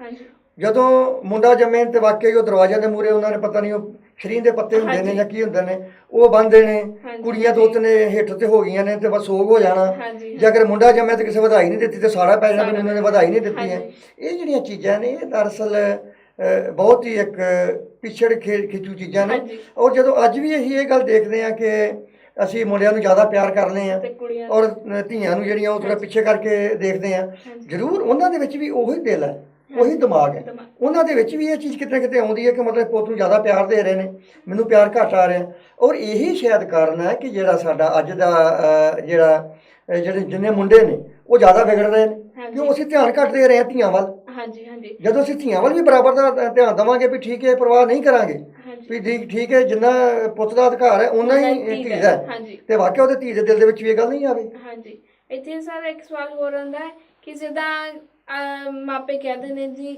ਇਹ ਤਾਂ ਧੀ ਜਿਹੜੀ ਆ ਬੇਗਾਨੀ ਆ, ਜੀ, ਜੇ ਉਹ ਸਹੁਰੇ ਘਰ ਜਾਂਦੀ ਹੈ ਧੀ, ਉੱਥੇ ਵੀ ਜਾ ਕੇ ਉਹਨੂੰ ਕਿਹਾ ਜਾਂਦਾ ਹੈ ਕਿ ਇਹ ਤਾਂ ਬੇਗਾਨੀ ਆ। ਕਿਉਂ? ਇਹਦਾ ਕੀ ਰੀਜ਼ਨ ਹੈ ਕਿ ਕਿਉਂ ਕੁੜੀ ਨੂੰ ਏਦਾਂ ਕਿਹਾ ਜਾਂਦਾ ਹੈ? ਬਿਲਕੁਲ ਤੁਹਾਡਾ ਸਵਾਲ ਬਹੁਤ ਹੀ ਅਹਿਮ ਹੈ ਤੇ ਬਹੁਤ ਹੀ ਧਿਆਨ ਮੰਗਦਾ। ਮੈਂ ਸਤਿਕਾਰਯੋਗ ਦਰਸ਼ਕਾਂ ਨੂੰ ਇਹ ਗੱਲ ਕਹਿ ਦੇਵਾਂ ਕਿ ਬੜੇ ਧਿਆਨ ਨਾਲ ਸੋਚਣ ਵਾਲੀ ਵਿਚਾਰਨ ਵਾਲੀ ਗੱਲ ਹੈ ਜਿਹੜੀ ਮੈਂ ਹੁਣ ਤੁਹਾਡੇ ਨਾਲ ਸਾਂਝੀ ਕਰਨ ਲੱਗਾ ਵਾਂ। ਦੇਖੋ ਜਿਹੜੇ ਮੁੰਡੇ ਵਾਲੇ ਹੁੰਦੇ ਨੇ, ਹਾਂਜੀ ਮੁੰਡੇ ਵਾਲੇ ਜਾਂਜੀ ਔਰ ਕੁੜੀ ਵਾਲੇ ਮਾਂਜੀ, ਹਾਂਜੀ ਉਹ ਸਭ ਕੁਝ ਦੇਣ ਦੇ ਬਾਵਜੂਦ ਵੀ ਕੁੜੀ ਵਾਲੇ ਜਿਹੜੇ ਨੇ ਉਹਦੇ ਥੱਲੇ ਲੱਗੇ ਹੁੰਦੇ ਨੇ। ਥੱਲੇ ਲੱਗੇ ਹੁੰਦੇ। ਉਹਨਾਂ ਦੇ ਪਿੱਛੇ ਅੱਗੇ ਪਿੱਛੇ ਫਿਰਦੇ ਨੇ, ਸੇਵਾ ਵੀ ਕਰ ਰਹੇ ਨੇ, ਹਾਂਜੀ। ਸਭ ਕੁਝ ਦੇਖ ਲਿਆ ਵੀ ਰਹੇ ਨੇ, ਤੇ ਫਿਰ ਵੀ ਉਹਦੇ ਕਹਿੰਦੇ ਨਹੀਂ ਜੀ ਅਸੀਂ ਹੱਥ ਜੋੜ ਰਹੇ ਹੁੰਦੇ ਨੇ, ਨਹੀਂ ਅਸੀਂ ਜੀ ਕੁੜੀ ਵਾਲੇ ਹਾਂ, ਅਸੀਂ ਬਾਰੇ ਕੁੜੀ ਵਾਲੇ ਹਾਂ। ਠੀਕ ਹੈ, ਹੁਣ ਦੇਖੋ ਇੱਕ ਆਪਣੇ ਸਮਾਜ ਦੇ ਵਿੱਚ ਖਾਸ ਕਰਕੇ ਮੈਂ ਆਪਣਾ ਸਿੱਖ ਪਰਿਵਾਰਾਂ ਦੀ ਗੱਲ ਕਰ ਲਵਾਂ, ਆਪਾਂ ਬੜੇ ਹੀ ਇਹ ਮਤਲਬ ਰੋਹਬ ਨਾਲ ਜਾਂ ਇਹ ਬੜੇ ਇੱਕ ਇੱਜ਼ਤ ਨਾਲ ਇਹ ਲਫ਼ਜ਼ ਜਿਹੜਾ ਵਰਤਦੇ ਹਾਂ ਵੀ ਕੰਨਿਆਦਾਨ, ਅਸੀਂ ਜੇ ਕੰਨਿਆਦਾਨ ਕੀਤੀ ਹੈ। ਠੀਕ ਹੈ, ਦਰਅਸਲ ਜਿਹੜਾ ਕੰਨਿਆਦਾਨ ਹੈ ਇਹ ਸਿੱਖ ਇਤਿਹਾਸ ਮੁਤਾਬਕ ਇਹ ਲਫ਼ਜ਼ ਹੀ ਗਲਤ ਹੈ। ਦੇਖੋ ਸਿੱਧੀ ਜੀ ਗੱਲ ਹੈ, ਮਤਲਬ ਵੀ ਪਹਿਲੀ ਗੱਲ ਤੇ ਜਦੋਂ ਅਸੀਂ ਕਹਿੰਦੇ ਕੰਨਿਆਦਾਨ, ਜਿਹੜਾ ਕੰਨਿਆਦਾਨ ਹੈ, ਜਿਹੜੀ ਚੀਜ਼ ਇਹ ਜਿਹੜੀ ਹੈ ਮੈਂ ਕਿਸੇ ਨੂੰ ਦਾਨ ਕਰਤੀ, ਕਹਿੰਦਾ ਮੈਂ ਕਿਸੇ ਨੂੰ ਦਾਨ ਕਰ ਦਿੱਤਾ, ਇਹਦੇ ਤੇ ਹੱਕ ਉਹਦਾ ਹੋ ਗਿਆ ਸਾਰੇ ਦਾ ਸਾਰੇ ਉਸ ਇਨਸਾਨ ਦਾ। ਉਹ ਉਸ ਚੀਜ਼ ਨਾਲ ਜੋ ਮਰਜ਼ੀ ਕਰੇ, ਉਸ ਨੂੰ ਇੱਕ ਜਾਨਦਾਰ ਚੀਜ਼ ਸਮਝੇ, ਉਸ ਨੂੰ ਬੇਜਾਨ ਚੀਜ਼ ਸਮਝੇ, ਉਹਨੂੰ ਕਿਤੇ ਅੱਗੇ ਵੇਚੇ, ਉਹਨੂੰ ਕਿਤੇ ਕਿਸੇ ਨੂੰ ਦਵੇ, ਉਹ ਇੱਕ ਵਸਤੂ ਹੋ ਗਈ। ਜਦੋਂ ਆਪਾਂ ਕਹਿ ਦਿੰਦੇ ਹਾਂ ਵੀ ਇਹ ਦਾਨ ਹੈ, ਦਾਨ ਦਾ ਮਤਲਬ ਹੈ ਵੀ ਮੈਂ ਉਸ ਇਨਸਾਨ ਨੂੰ ਦੇ ਦਿੱਤੀ, ਇਹਦੇ ਤੇ ਮੇਰਾ ਕੋਈ ਹੁਣ ਹੱਕ ਨਹੀਂ ਹੈ, ਇਹ ਦਾਨ ਦੇ ਦਿੱਤੀ। ਜੇ ਅਗਰ ਐਸਾ ਹੀ ਹੈ, ਇਹਦਾ ਮਤਲਬ ਇਹੀ ਇਹ ਉਸ ਦਿਨ ਤੋਂ ਹੀ ਸ਼ੁਰੂ ਕਰ ਲੈਂਦੇ ਹਾਂ ਕਿ ਅਸੀਂ ਇਸ ਆਪਣੀ ਲੜਕੀ ਨੂੰ ਜਾਂ ਧੀ ਨੂੰ ਤੁਹਾਨੂੰ ਦਾਨ ਦੇ ਦਿੱਤਾ ਵਾ, ਤੁਸੀਂ ਇਹਦਾ ਜੋ ਮਰਜ਼ੀ ਜ਼ੁਲਮ ਕਰੋ, ਜੋ ਮਰਜ਼ੀ ਕਰੋ, ਯਾਨੀ ਸਾਡਾ ਇਹਦਾ ਤਾਂ ਨਾ ਤੇ ਧੀ ਵਾਲਾ ਰਿਸ਼ਤਾ ਰਹਿ ਗਿਆ, ਨਾ ਹੀ ਇਹਦੇ ਤੇ ਭੈਣ ਵਾਲਾ ਰਿਸ਼ਤਾ ਰਹਿ ਗਿਆ, ਸਾਡਾ ਇਹਦੇ ਨਾਲ ਕੋਈ ਰਿਸ਼ਤਾ ਨਹੀਂ ਹੈ, ਇਹਦੇ ਨਾਲ ਤੁਸੀਂ ਜੋ ਮਰਜ਼ੀ ਕਰੋ। ਇਹ ਜਿਹੜਾ ਦਾਨ ਵਾਲਾ ਅੱਖਰ ਹੈ ਨਾ, ਮਤਲਬ ਕੰਨਿਆਦਾਨ ਵਾਲਾ ਅੱਖਰ, ਇਹ ਮੈਂ ਸਮਝਦਾ ਕਿ ਸਿੱਖ ਇਤਿਹਾਸ ਵਿੱਚ ਇੱਕ ਬਹੁਤ ਹੀ ਨਰਾਦਰੀ ਵਾਲਾ ਜਿਹੜਾ ਨਾ ਇਹ ਲਫ਼ਜ਼ ਹੈ, ਕਿ ਦਾਨ ਦਾ ਜਿਹੜਾ ਕੀਤਾ, ਦਾਨ ਇੱਕ ਵਾਰੀ ਦੇ ਦਿਓ, ਉਸ ਤੋਂ ਬਾਅਦ ਜਿਹੜਾ ਇਹ ਤੋਂ ਬਾਅਦ ਇਹਦਾ ਮਤਲਬ ਇਹ ਵੀ ਜੇ ਧੀ ਆ ਉਹ ਆਪਣੇ ਪੇਖਾ ਘਰ ਵੀ ਨਾ ਆਵੇ, ਕਿਉਂ ਜਿਹੜਾ ਦਾਨ ਦੇਤਾ ਉਹ ਦੇਤਾ, ਉਹਨਾਂ ਨਾਲ ਸਾਰੇ ਸੰਬੰਧ ਜਿਹੜੇ ਨੇ ਉਹ ਖਤਮ ਹੋ ਗਏ। ਇਸ ਕਰਕੇ ਜਿਹੜਾ ਦਾਨ ਹੈ ਇਹ ਲਫ਼ਜ਼ ਹੀ ਠੀਕ ਨਹੀਂ ਜੀ। ਹੁਣ ਅੱਗੇ ਚੱਲਦੇ ਹਾਂ ਕਿ ਦੇਖੋ ਜਿਵੇਂ ਆਪਾਂ ਸਾਰੇ ਰੋਹ ਰਾਤ ਦੇ ਦ੍ਰਿਸ਼ ਦੇਖਦੇ ਹਾਂ ਕਿ ਜਦੋਂ ਜਿਹੜਾ ਘਰਾਂ ਦੇ ਵਿੱਚ ਕੋਈ ਮ੍ਰਿਤਕ ਹੋ ਜਾਂਦੀ ਚੀਜ਼, ਭਾਵੇਂ ਉਹ ਦਾਦੀ ਹੋਵੇ, ਦਾਦਾ ਹੋਵੇ, ਬੰਦਾ ਬਜ਼ੁਰਗ ਹੋਵੇ, ਤੇ ਜੇ ਅਗਰ ਪੋਤੇ ਦੋਤੇ ਉਹਦੇ ਹੈਗੇ ਨੇ ਤੇ ਉਹ ਹੀ ਉਹਨੂੰ ਕੰਧਾ ਦੇ ਸਕਦੇ ਨੇ। ਕਦੀ ਦੇਖਿਆ ਤੁਸੀਂ ਵੀ ਇਸਤਰੀ ਨੇ ਕੰਧਾ ਦਿੱਤਾ ਹੋਵੇ? ਅੱਜ ਵੀ, ਇਹ ਆਪਾਂ ਪੁਰਾਣੀ ਨਹੀਂ ਗੱਲ ਕਰ ਰਹੇ, ਅੱਜ ਵੀ ਦੇਖਿਆ ਤੁਸੀਂ ਕਦੀ ਮ੍ਰਿਤਕ ਸਰੀਰ ਨੂੰ ਕਿਸੇ ਵੀ ਜਿਹੜੀ ਇਸਤਰੀ ਹੈ ਉਹਨੂੰ ਕੰਧਾ ਦੇਣ ਦਾ ਅਧਿਕਾਰ ਨਹੀਂ ਹੈ। ਇਹ ਜਿਹੜਾ ਬ੍ਰਾਹਮਣ ਨੇ ਅਧਿਕਾਰ ਜ਼ਿਆਦਾ ਖੋਇਆ ਹੋਇਆ, ਅਜੇ ਕਿ ਸਿੱਖ ਧਰਮ ਦੇ ਵਿੱਚ ਬਿਲਕੁਲ ਇਹਦਾ ਹੈ ਨਹੀਂ। ਲੇਕਿਨ ਜਦੋਂ ਅਸੀਂ ਸਿੱਖ ਹੋਣ ਦੇ ਨਾਤੇ ਇਹੋ ਜਿਹੇ ਕੰਮ ਨਹੀਂ ਕਰਾਂਗੇ, ਉਹਦਾ ਭਾਵੇਂ ਬੇਸ਼ੱਕ ਅਸੀਂ ਉਹਨਾਂ ਨੂੰ, ਭਾਵੇਂ ਘਰ ਦਾ ਦਾਦਾ ਹੋਵੇ ਪੜਦਾ ਜਾਂ ਦਾਦੀ ਹੋਵੇ, ਉਹ ਬੇਸ਼ੱਕ ਪੋਤੇ ਪੜਪੋਤੀਆਂ ਦੋਤੇ ਦੋਤੀਆਂ ਵਾਲੀ ਹੋਵੇ, ਅਸੀਂ ਬੜੇ ਉਹਦੇ ਮਤਲਬ ਪਟਾਨੇ ਲਾ ਕੇ ਤੇ ਫੁੱਲ ਛੁੱਲ ਲਾ ਕੇ ਉਹਨੂੰ ਵੱਡਿਆਂ ਕਰਨੇ ਆ, ਮਤਲਬ ਮੂੰਗਫਲੀ ਰੋੜੀਆਂ ਜੇ ਉਹ ਪਤਾ ਨਹੀਂ ਕੀ ਕੁਛ ਬਣਦੇ ਨੇ, ਲੇਕਿਨ ਬੇਸ਼ੱਕ ਇਹ ਸਿੱਖ ਸਿਧਾਂਤ ਅਨੁਕੂਲ ਨਹੀਂ ਹੈ, ਉਹਨੂੰ ਵੱਡਿਆਂ ਕਰਨੇ ਆ। ਪਰ ਉੱਥੇ ਵੀ ਸਾਨੂੰ ਜਿਹੜੀ ਮਤਲਬ ਜਿੱਦਾਂ ਹੁਣ ਟਿੱਖਾਂ ਨੂੰ ਜਿਹੜੀ ਆ ਉਹ ਅਗਨੀ ਦੇਣੀ ਹੈ, ਉਹ ਵੀ ਕਿਸੇ ਮਰਦ ਪ੍ਰਧਾਨ ਨੂੰ, ਮਰਦ ਨੂੰ ਹੀ ਮਤਲਬ ਆਗਿਆ ਹੈ ਵੀ ਮਤਲਬ ਉਹੀ ਉਹਨੂੰ ਜਿਹੜੀ ਜਗ੍ਹਾ ਹੈ ਉਹ ਅਗਨੀ ਦੇਵੇਗਾ। ਕਿਸੇ ਜਿਹੜੀ ਭਾਵੇਂ ਉਹ ਨੂੰਹ ਹੋਵੇ ਜਾਂ ਧੀ ਹੋਵੇ ਉਹਨਾਂ ਨੂੰ ਅਖਤਿਆਰ ਨਹੀਂ ਹੈ ਉਹਨਾਂ ਨੂੰ ਆਖਦੇ। ਇਹ ਜਿਹੜੀਆਂ ਚੀਜ਼ਾਂ ਨੇ ਬਹੁਤ ਪਿੱਛੇ ਖਿੱਚੂ ਜਿਹੜੀਆਂ ਨੇ ਸਮਾਜ ਨੂੰ ਪਿੱਛੇ ਲਿਜਾ ਰਹੀਆਂ ਨੇ। ਇਸ ਕਰਕੇ ਬਾਬੇ ਨਾਨਕ ਨੇ ਜਦੋਂ ਇਹਨਾਂ ਚੀਜ਼ਾਂ ਦਾ ਖੰਡਨ ਕੀਤਾ ਸੀ ਤਾਂ ਇਸੇ ਕਰਕੇ ਜਿਹੜੇ ਗੁਰੂ ਨਾਨਕ ਪਾਤਸ਼ਾਹ ਉਹਨਾਂ ਨੂੰ ਕਹਿਣਾ ਪਿਆ, ਜਾਤ ਕਾ ਗਰਭ ਨਾ ਕਰ ਮੂਰਖ ਗਵਾਰ, ਇਸ ਗਰਭ ਮੇ ਚੜ੍ਹੈ ਬਹੁਤ ਵਿਕਾਰ। ਵੀ ਇਹ ਜਿਹੜਾ ਗਰਭ ਦਾ, ਇਹ ਜਿਹੜਾ ਜਾਤ ਦਾ ਮਾਨ ਹੈ, ਅਪਮਾਨ ਹੈ ਤੈਨੂੰ, ਇਹਦੇ ਕਰਕੇ ਜਿਹੜੇ ਭੈੜੇ ਵਿਕਾਰ ਨੇ ਤੇਰੇ ਦਿਲ ਦੇ ਵਿੱਚ ਫੁਰਨੇ ਨੇ ਉਹ ਜ਼ਿਆਦਾ ਉਤਪਤ ਹੁੰਦੇ ਨੇ। ਜਦੋਂ ਤੁਸੀਂ ਘਰ ਦੇ ਵਿੱਚ ਇਹ ਗੱਲ ਸੋਚ ਲਓਗੇ ਵੀ ਮਤਲਬ ਜਿੰਨਾ ਹੀ ਹੱਕ ਮੇਰਾ ਉਨਾ ਹੀ ਮੇਰੀ ਇਸਤਰੀ ਦਾ, ਜਿੰਨਾ ਹੀ ਮੇਰੇ ਮੁੰਡੇ ਦਾ ਉਨੀ ਮੇਰੀ ਧੀ ਦਾ, ਇੱਕ ਬਰਾਬਰ ਦੇ ਤਰੀਕੇ ਨਾਲ ਤੁਸੀਂ ਵੇਖੋਗੇ ਤੇ ਤੁਹਾਡੀ ਜਿਹੜੀ ਸੋਚਣ ਵਾਲੀ ਨਿਗਾਹ ਉਹਦੇ ਵਿੱਚ ਹੀ ਫਰਕ ਪੈ ਜਾਏਗਾ। ਤੇ ਇਸ ਕਰਕੇ ਸਾਨੂੰ ਬਹੁਤ ਹੀ ਜਿਹੜੇ ਵੱਡੇ ਪੱਧਰ ਤੇ ਜਿਹੜੇ ਨੇ ਇਹ ਕਦਮ ਚੁੱਕਣ ਦੀ ਜ਼ਰੂਰਤ ਹੈ ਜੀ। ਬਾਕੀ ਅੱਗੇ ਗੱਲ ਕਰਦੇ ਹਾਂ ਕਿ ਜਿਹੜਾ ਮੰਨੂ ਸਿਮਰਤੀ ਸੀ ਉਹਦੇ ਵਿੱਚ ਇੱਕ ਐਸੀਆਂ ਗੱਲਾਂ ਲਿਖੀਆਂ ਸੀ ਕਿ ਜਿਵੇਂ ਜਿਹੜੀ ਲੜਕੀ ਘਰ ਦੇ ਵਿੱਚ ਉਹ ਵੀ ਮਤਲਬ 13 ਕੋਹ ਤੋਂ ਜਿਹੜਾ ਉਹਦਾ ਸਕੂਲ ਹੋਵੇ ਉਹਦੇ ਵਿੱਚ ਸਕੂਲੇ ਨਹੀਂ ਜਾ ਸਕਦੇ। ਇਹ ਤਕਰੀਬਨ ਜਿਹੜਾ ਇਹਨੂੰ ਅਗਰ ਕੋਹਾਂ ਨੂੰ ਆਪਾਂ ਕਨਵਰਟ ਕਰਦੇ ਹਾਂ ਕਿਲੋਮੀਟਰਾਂ 'ਚ ਤੇ ਤਕਰੀਬਨ 50 ਕਿਲੋਮੀਟਰ 48 ਕਿਲੋਮੀਟਰ ਬਣਦੇ ਨੇ ਕਿ 48 ਕਿਲੋਮੀਟਰ ਦੇ ਏਰੀਏ ਦੇ ਵਿੱਚ ਜਿਹੜੀ ਲੜਕੀ ਹੈ ਉਹ ਸਕੂਲੇ ਜਾ ਕੇ ਸਕੂਲ ਨਹੀਂ ਜਾ ਸਕਦੀ, ਵੀ ਪੜ੍ਹ ਨਹੀਂ ਸਕਦੀ। ਇਹਦਾ ਮਤਲਬ ਤੇ ਹੋਇਆ ਵੀ ਨਾ 9 ਮਣ ਰੇਤ ਹੋਵੇ ਤੇ ਨਾ ਰਾਧਾ ਨੱਚੇ। ਇੱਕ ਮਤਲਬ ਇੱਕ ਰੱਖਤਾ ਨਾ ਉਹਦੇ ਵਿੱਚ ਇੱਕ ਸ਼ਰਤ ਸ਼ਰਤ ਰੱਖਤੀ ਰੱਖਣੀ ਵੀ ਨਾ 9 ਮਣ ਰੇਤ ਹੋਵੇ ਤੇ ਨਾ ਹੀ ਰਾਧਾ ਨੱਚੇ, ਹਾਂਜੀ। ਨਾ ਹੀ ਉਸ ਦੀ ਕੋਈ ਸਕੂਲ ਹੋਵੇ ਤੇ ਨਾ ਹੀ ਉਹ ਕੁੜੀ ਜਾ ਸਕੇ, ਹਾਂਜੀ। ਨਾ ਹੀ ਉਹ ਲੜਕੀ ਜਾ ਸਕੇ ਤੇ ਨਾ ਹੀ ਉਹਨੂੰ ਜਿਹੜੀ ਗਿਆਨ ਆ ਸਕੇ। ਅਗਰ ਗਿਆਨ ਆਊਗਾ, ਹੁਣ ਯੂਰਪ ਦੇ ਵਿੱਚ ਆਪਾਂ ਦੇਖਦੇ ਹਾਂ, ਅਗਰ ਲੜਕੀਆਂ ਨੂੰ ਗਿਆਨ ਹੈ ਪੂਰਾ ਤੇ ਬੇਸ਼ੱਕ ਰਾਤ ਨੂੰ 2-2 ਵਜੇ ਤੱਕ ਆਪਾਂ ਦੇਖਦੇ ਹਾਂ ਵੀ ਉਹ ਸੜਕਾਂ ਤੇ ਘੁੰਮਦੀਆਂ ਨੇ ਔਰ ਪੂਰੀ ਯੁੱਤ ਨਾਲ ਘੁੰਮਦੀਆਂ ਨੇ। ਕਿਸੇ ਵੀ ਇਨਸਾਨ ਦੀ ਯੁੱਤ ਨਹੀਂ ਹੈ ਕਿ ਉਹਨਾਂ ਨੂੰ ਮਤਲਬ ਵੱਧ ਘੱਟ ਬੋਲੇ, ਲੇਕਿਨ ਆਪਣੇ ਮੁਲਕਾਂ ਦੇ ਵਿੱਚ ਤੁਸੀਂ ਦਿਨ ਦਿਹਾੜੇ ਜਿਹੜੇ ਕੰਮ ਹੋ ਰਹੇ ਨੇ ਇਹ ਬਹੁਤ ਹੀ ਮੰਦਭਾਗੇ ਨੇ ਜੀ। ਤੇ ਇਸੇ ਕਰਕੇ ਜਿਹੜਾ ਆਪਾਂ ਗੱਲ ਕਰਦੇ ਹਾਂ ਕਿ ਇਹ ਜਿਹੜਾ ਮਰਦ ਪ੍ਰਧਾਨ ਸਮਾਜ ਹੈ, ਜਿਵੇਂ ਆਪਣੇ ਘਰਾਂ ਤੋਂ ਗੱਲ ਸ਼ੁਰੂ ਹੋ ਜਾਂਦੀ ਹੈ। ਆਪਾਂ ਪਹਿਲਾਂ ਗੱਲ ਕੀਤੀ ਹੈ ਵੀ ਪਤੀ ਪਰਮੇਸ਼ਰ ਵਾਲੀ ਗੱਲ, ਜਦੋਂ ਇਹ ਇਸ ਚੀਜ਼ ਦੇ ਦਿਲ ਵਿੱਚ ਇਹ ਗੱਲ ਬਹਿ ਜਾਣੀ ਹੈ ਕਿ ਮੇਰਾ ਪਤੀ ਮੇਰੇ ਵਾਸਤੇ ਸਭ ਕੁਝ ਹੈ ਨਾ, ਕਿ ਇਹ ਜੋ ਮੈਨੂੰ ਕਹੇਗਾ ਮੈਂ ਉਹੀ ਕਰਨਾ ਹੈ, ਉਸ ਤੋਂ ਬਾਅਦ ਮੈਂ ਮਤਲਬ ਬਿਲਕੁਲ ਜ਼ੀਰੋ ਹੈ, ਮੈਨੂੰ ਕੋਈ ਕਰਨ ਦਾ ਹੱਕ ਹੀ ਨਹੀਂ ਹੈ, ਉਹਦੇ ਵਿੱਚ ਜਿਹੜਾ ਕੌਨਫੀਡੈਂਸ ਹੈ ਉਹ ਕਿੱਥੋਂ ਪੈਦਾ ਹੋਵੇਗਾ। ਬਾਕੀ ਜਿਹੜੀ ਜਿੱਦਾਂ ਮਨੂੰ ਸਿਮਰਤੀਆਂ ਸੀ ਉਹਦੇ ਵਿੱਚ ਇੱਥੋਂ ਤੱਕ ਵੀ ਲਿਖਿਆ ਹੈ ਕਿ ਜੇ ਮਤਲਬ ਜਿਵੇਂ ਆਪਾਂ ਇਹ ਗੱਲ ਕਰ ਲਈਏ ਕਿ ਪੰਜਵੇਂ ਨਾਨਕ ਨੇ, ਗੁਰੂ ਅਮਰਦਾਸ ਨੇ, ਇਹ ਜਿਹੜੀ ਸਤੀ ਸੀਗੀ, ਸਤੀ ਪ੍ਰਥਾ ਸੀ ਉਹ ਖਤਮ ਕੀਤੀ। ਤੇ ਉਹਦੇ ਵਿੱਚ ਕਾਰਨ ਇਹ ਸੀ ਕਿ ਮਤਲਬ ਜਿਉਂਦੀ ਇਸਤਰੀ ਨੂੰ ਮਰਦ ਦੇ ਨਾਲ ਸੜਨਾ ਪੈਂਦਾ ਸੀ। ਦੇਖੋ ਇਹ 'ਚ ਕਿੰਨੀ ਇੱਕ ਮਤਲਬ ਸ਼ਰਮਨਾਕ ਗੱਲ ਹੈ ਕਿ ਜਿਹੜਾ ਮਰਦ ਹੈ ਉਹ ਅਗਰ ਇਸਤਰੀ ਮਰ ਜਾਵੇ ਤੇ ਉਹਦੀ ਚਿਖਾ ਠੰਡੀ ਹੋਣ ਤੋਂ ਪਹਿਲੋਂ ਦੂਜੀ ਸ਼ਾਦੀ ਜਿਹੜੀ ਉਹ ਕਰ ਸਕਦਾ। ਇਹ ਵੀ ਮਤਲਬ ਮਨੂੰ ਸਿਮਰਤੀ ਆਉਂਦਾ ਹੈ। ਤੇ ਲੇਕਿਨ ਜਿਹੜਾ ਮਰਦ ਉੱਤਰ ਕੋਈ ਪਾਬੰਦੀ ਨਹੀਂ ਹੈ, ਠੀਕ ਹੈ। ਲੇਕਿਨ ਜੋ ਪਾਬੰਦੀ ਹੈ ਉਹ ਇਸਤਰੀ ਤੇ ਵੀ, ਅਗਰ ਮਰਦ ਮਰ ਜਾਵੇ ਤਾਂ ਉਹਨੂੰ ਨਾਲ ਜਿਹੜਾ ਉਹ ਸਤੀ ਹੋਣਾ ਪਵੇਗਾ। ਅਗਰ ਨਹੀਂ ਹੋਵੇਗੀ ਤੇ ਉਹ ਜਿਹੜੀ ਮਨੂੰ ਸਿਮਰਤੀ ਹੈ ਉਹ ਇਹ ਗੱਲ ਦੱਸਦੀ ਹੈ ਕਿ 10,000 ਸਾਲ ਤੀਕ ਉਹਨੂੰ ਇਹ ਜਿਹੜੇ ਨਰਕ ਦੇ ਗੇੜੇ ਨੇ ਇਹ ਦੁਬਾਰਾ ਭੋਗਣੇ ਪੈਣਗੇ ਜੀ। ਪਰ ਸਰ ਜਿੱਦਾਂ ਹੁਣ ਸਤੀ ਪ੍ਰਥਾ ਆ ਹੈ ਨਾ, ਇਹ ਸਿੱਖਾਂ ਤੇ ਵੀ ਲਾਗੂ ਹੁੰਦੀ? ਬਿਲਕੁਲ ਨਹੀਂ।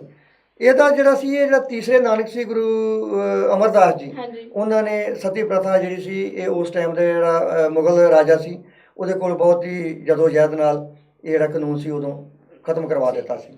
ਇਹ ਕਾਨੂੰਨ ਔਰ ਬਾਕੀ ਜਿੰਨੇ ਵੀ ਹੋਰ ਕਰਮਕਾਂਡ ਸੀਗੇ ਉਹ ਸਾਰੇ ਜਿਹੜੇ ਬਹੁਤ ਜ਼ਿਆਦਾ ਜਿਹੜੇ ਸੀ ਉਹ ਖਤਮ ਕਰਵਾਏ ਸੀਗੇ। ਕਿਉਂ ਇਹੋ ਕਾਰਨ ਸੀ ਵੀ ਜਦੋਂ ਗੁਰੂ ਨਾਨਕ ਪਾਤਸ਼ਾਹ ਨੇ ਬਹੁਤ ਡੂੰਘੀ ਸੋਚ ਵਿੱਚ ਜਾ ਕੇ ਇਹ ਗੱਲ ਕੀਤੀ ਕਿ ਇਹ ਜਿਹੜੀ ਇਨਸਾਨ ਦੀ ਬਿਮਾਰ ਹੋਈ ਮਾਨਸਿਕਤਾ ਇਸ ਨੂੰ ਕਿੱਦਾਂ ਸੁਧਾਰਿਆ ਜਾਵੇ। ਕਿਉਂਕਿ ਉਦੋਂ ਜਿਹੜਾ ਸੀ ਇੱਕ ਪਾਸੇ ਨਹੀਂ ਸੀ ਕਿ ਇੱਕੋ ਪਾਸੇ ਕੰਮ ਖਰਾਬ ਸੀ, ਚਾਰ ਚੁਫੇਰੇ ਕੰਮ ਖਰਾਬ ਸੀ।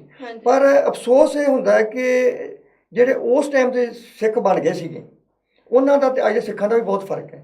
ਅਸੀਂ ਇਸ ਦਲਦਲ ਵਿੱਚੋਂ ਨਿਕਲਣ ਦੀ ਬਜਾਏ ਅਸੀਂ ਸਮਾਂ ਹੋਰ ਫਸਦੇ ਜਾ ਰਹੇ ਹਾਂ। ਇਹਦੇ ਵਿੱਚ ਅਸੀਂ ਮਤਲਬ ਇਹ ਤੋਂ ਛੁਟਕਾਰਾ ਨਹੀਂ ਪਾ ਸਕੇ, ਕਿਉਂਕਿ ਇਹ ਜੋ ਹਜ਼ਾਰਾਂ ਸਾਲਾਂ ਤੋਂ ਇਹ ਸਾਡੇ ਭਾਰਤ ਦੀ ਸੰਸਕ੍ਰਿਤੀ ਜਿਹੜੀ ਚੱਲੀ ਆ ਰਹੀ ਹੈ ਉਹਦੇ ਵਿੱਚ ਕਿਤੇ ਨਾ ਕਿਤੇ ਅਸੀਂ ਜਾ ਕੇ ਅਜੇ ਉਸ ਗਲਤਾਨ ਵਿੱਚ ਫਸੇ ਤੁਰੇ ਹੋਏ ਹਾਂ। ਜਿਹੜੀ ਸਤੀਆਂ ਦਾ ਗੱਲ ਸੀ ਇੱਥੇ, ਤੇ ਮਤਲਬ ਜਿਹੜਾ ਆਸਾ ਦੀ ਵਾਰ ਹੈ ਇਹਦੇ ਵਿੱਚ ਬਹੁਤ ਹੀ ਸਪਸ਼ਟ ਰੂਪ ਵਿੱਚ ਇਹ ਗੱਲ ਸਾਹਮਣੇ ਆਉਂਦੀ ਹੈ ਕਿ ਸਤੀਆਂ ਸੇ ਨਾ ਆਖੀਆਂ ਜੋ ਮਰੀਆਂ ਲੱਗ ਜਲਨ, ਨਾਨਕ ਸਤੀਆਂ ਜਾਣੀਆਂ ਜੇ ਬਿੜਹੇ ਭੈਣ ਮਰਨ। ਇਹ ਗੁਰੂ ਨਾਨਕ ਪਾਤਸ਼ਾਹ ਨੇ ਕਹਿ ਦਿੱਤਾ ਸੀ ਵੀ ਇਹ ਸਤੀ ਦੀ ਜਿਹੜੀ ਰਸਮ ਹੈ ਬਹੁਤ ਹੀ ਗਲਤ ਹੈ ਕਿ ਕਿਸੇ ਨੂੰ ਜ਼ਬਰਦਸਤ ਮਰਨ ਵਾਸਤੇ ਜਿਹੜਾ ਮਜਬੂਰ ਕਰਨਾ। ਔਰ ਇਹੋ ਹੀ ਸ਼ਾਇਦ ਕਾਰਨ ਸੀ ਕਿ ਜਦੋਂ ਗੁਰੂ ਨਾਨਕ ਪਾਤਸ਼ਾਹ ਨੇ ਉਸ ਮਨੁੱਖ ਦੀ ਕਲਪਨਾ ਕੀਤੀ ਸੀ, ਤੁਸੀਂ ਗੱਲ ਕੀਤੀ ਸੀ ਵਿੱਚ ਕਿ ਮਤਲਬ ਵਾਕਿਆ ਹੀ ਇਹ ਜਿਹੜੀਆਂ ਸਿੱਖ ਬੀਬੀਆਂ ਨੇ ਇਹਨਾਂ ਨੂੰ ਉਹ ਜਿਵੇਂ ਦਰਬਾਰ ਸਾਹਿਬ ਵਿੱਚ ਕੀਰਤਨ ਕਰਨ ਦੀ ਅੱਜ ਵੀ ਜਿਹੜੀ ਉਹ ਆਗਿਆ ਨਹੀਂ ਹੈ, ਜਾਂ ਪੰਜਾਂ ਪਿਆਰਿਆਂ 'ਚ ਕਹਿ ਲਈਏ ਕਿ ਇਹ ਮਤਲਬ ਅਜੇ ਵੀ ਅੱਜ ਵੀ ਇਜਾਜ਼ਤ ਨਹੀਂ ਹੈ।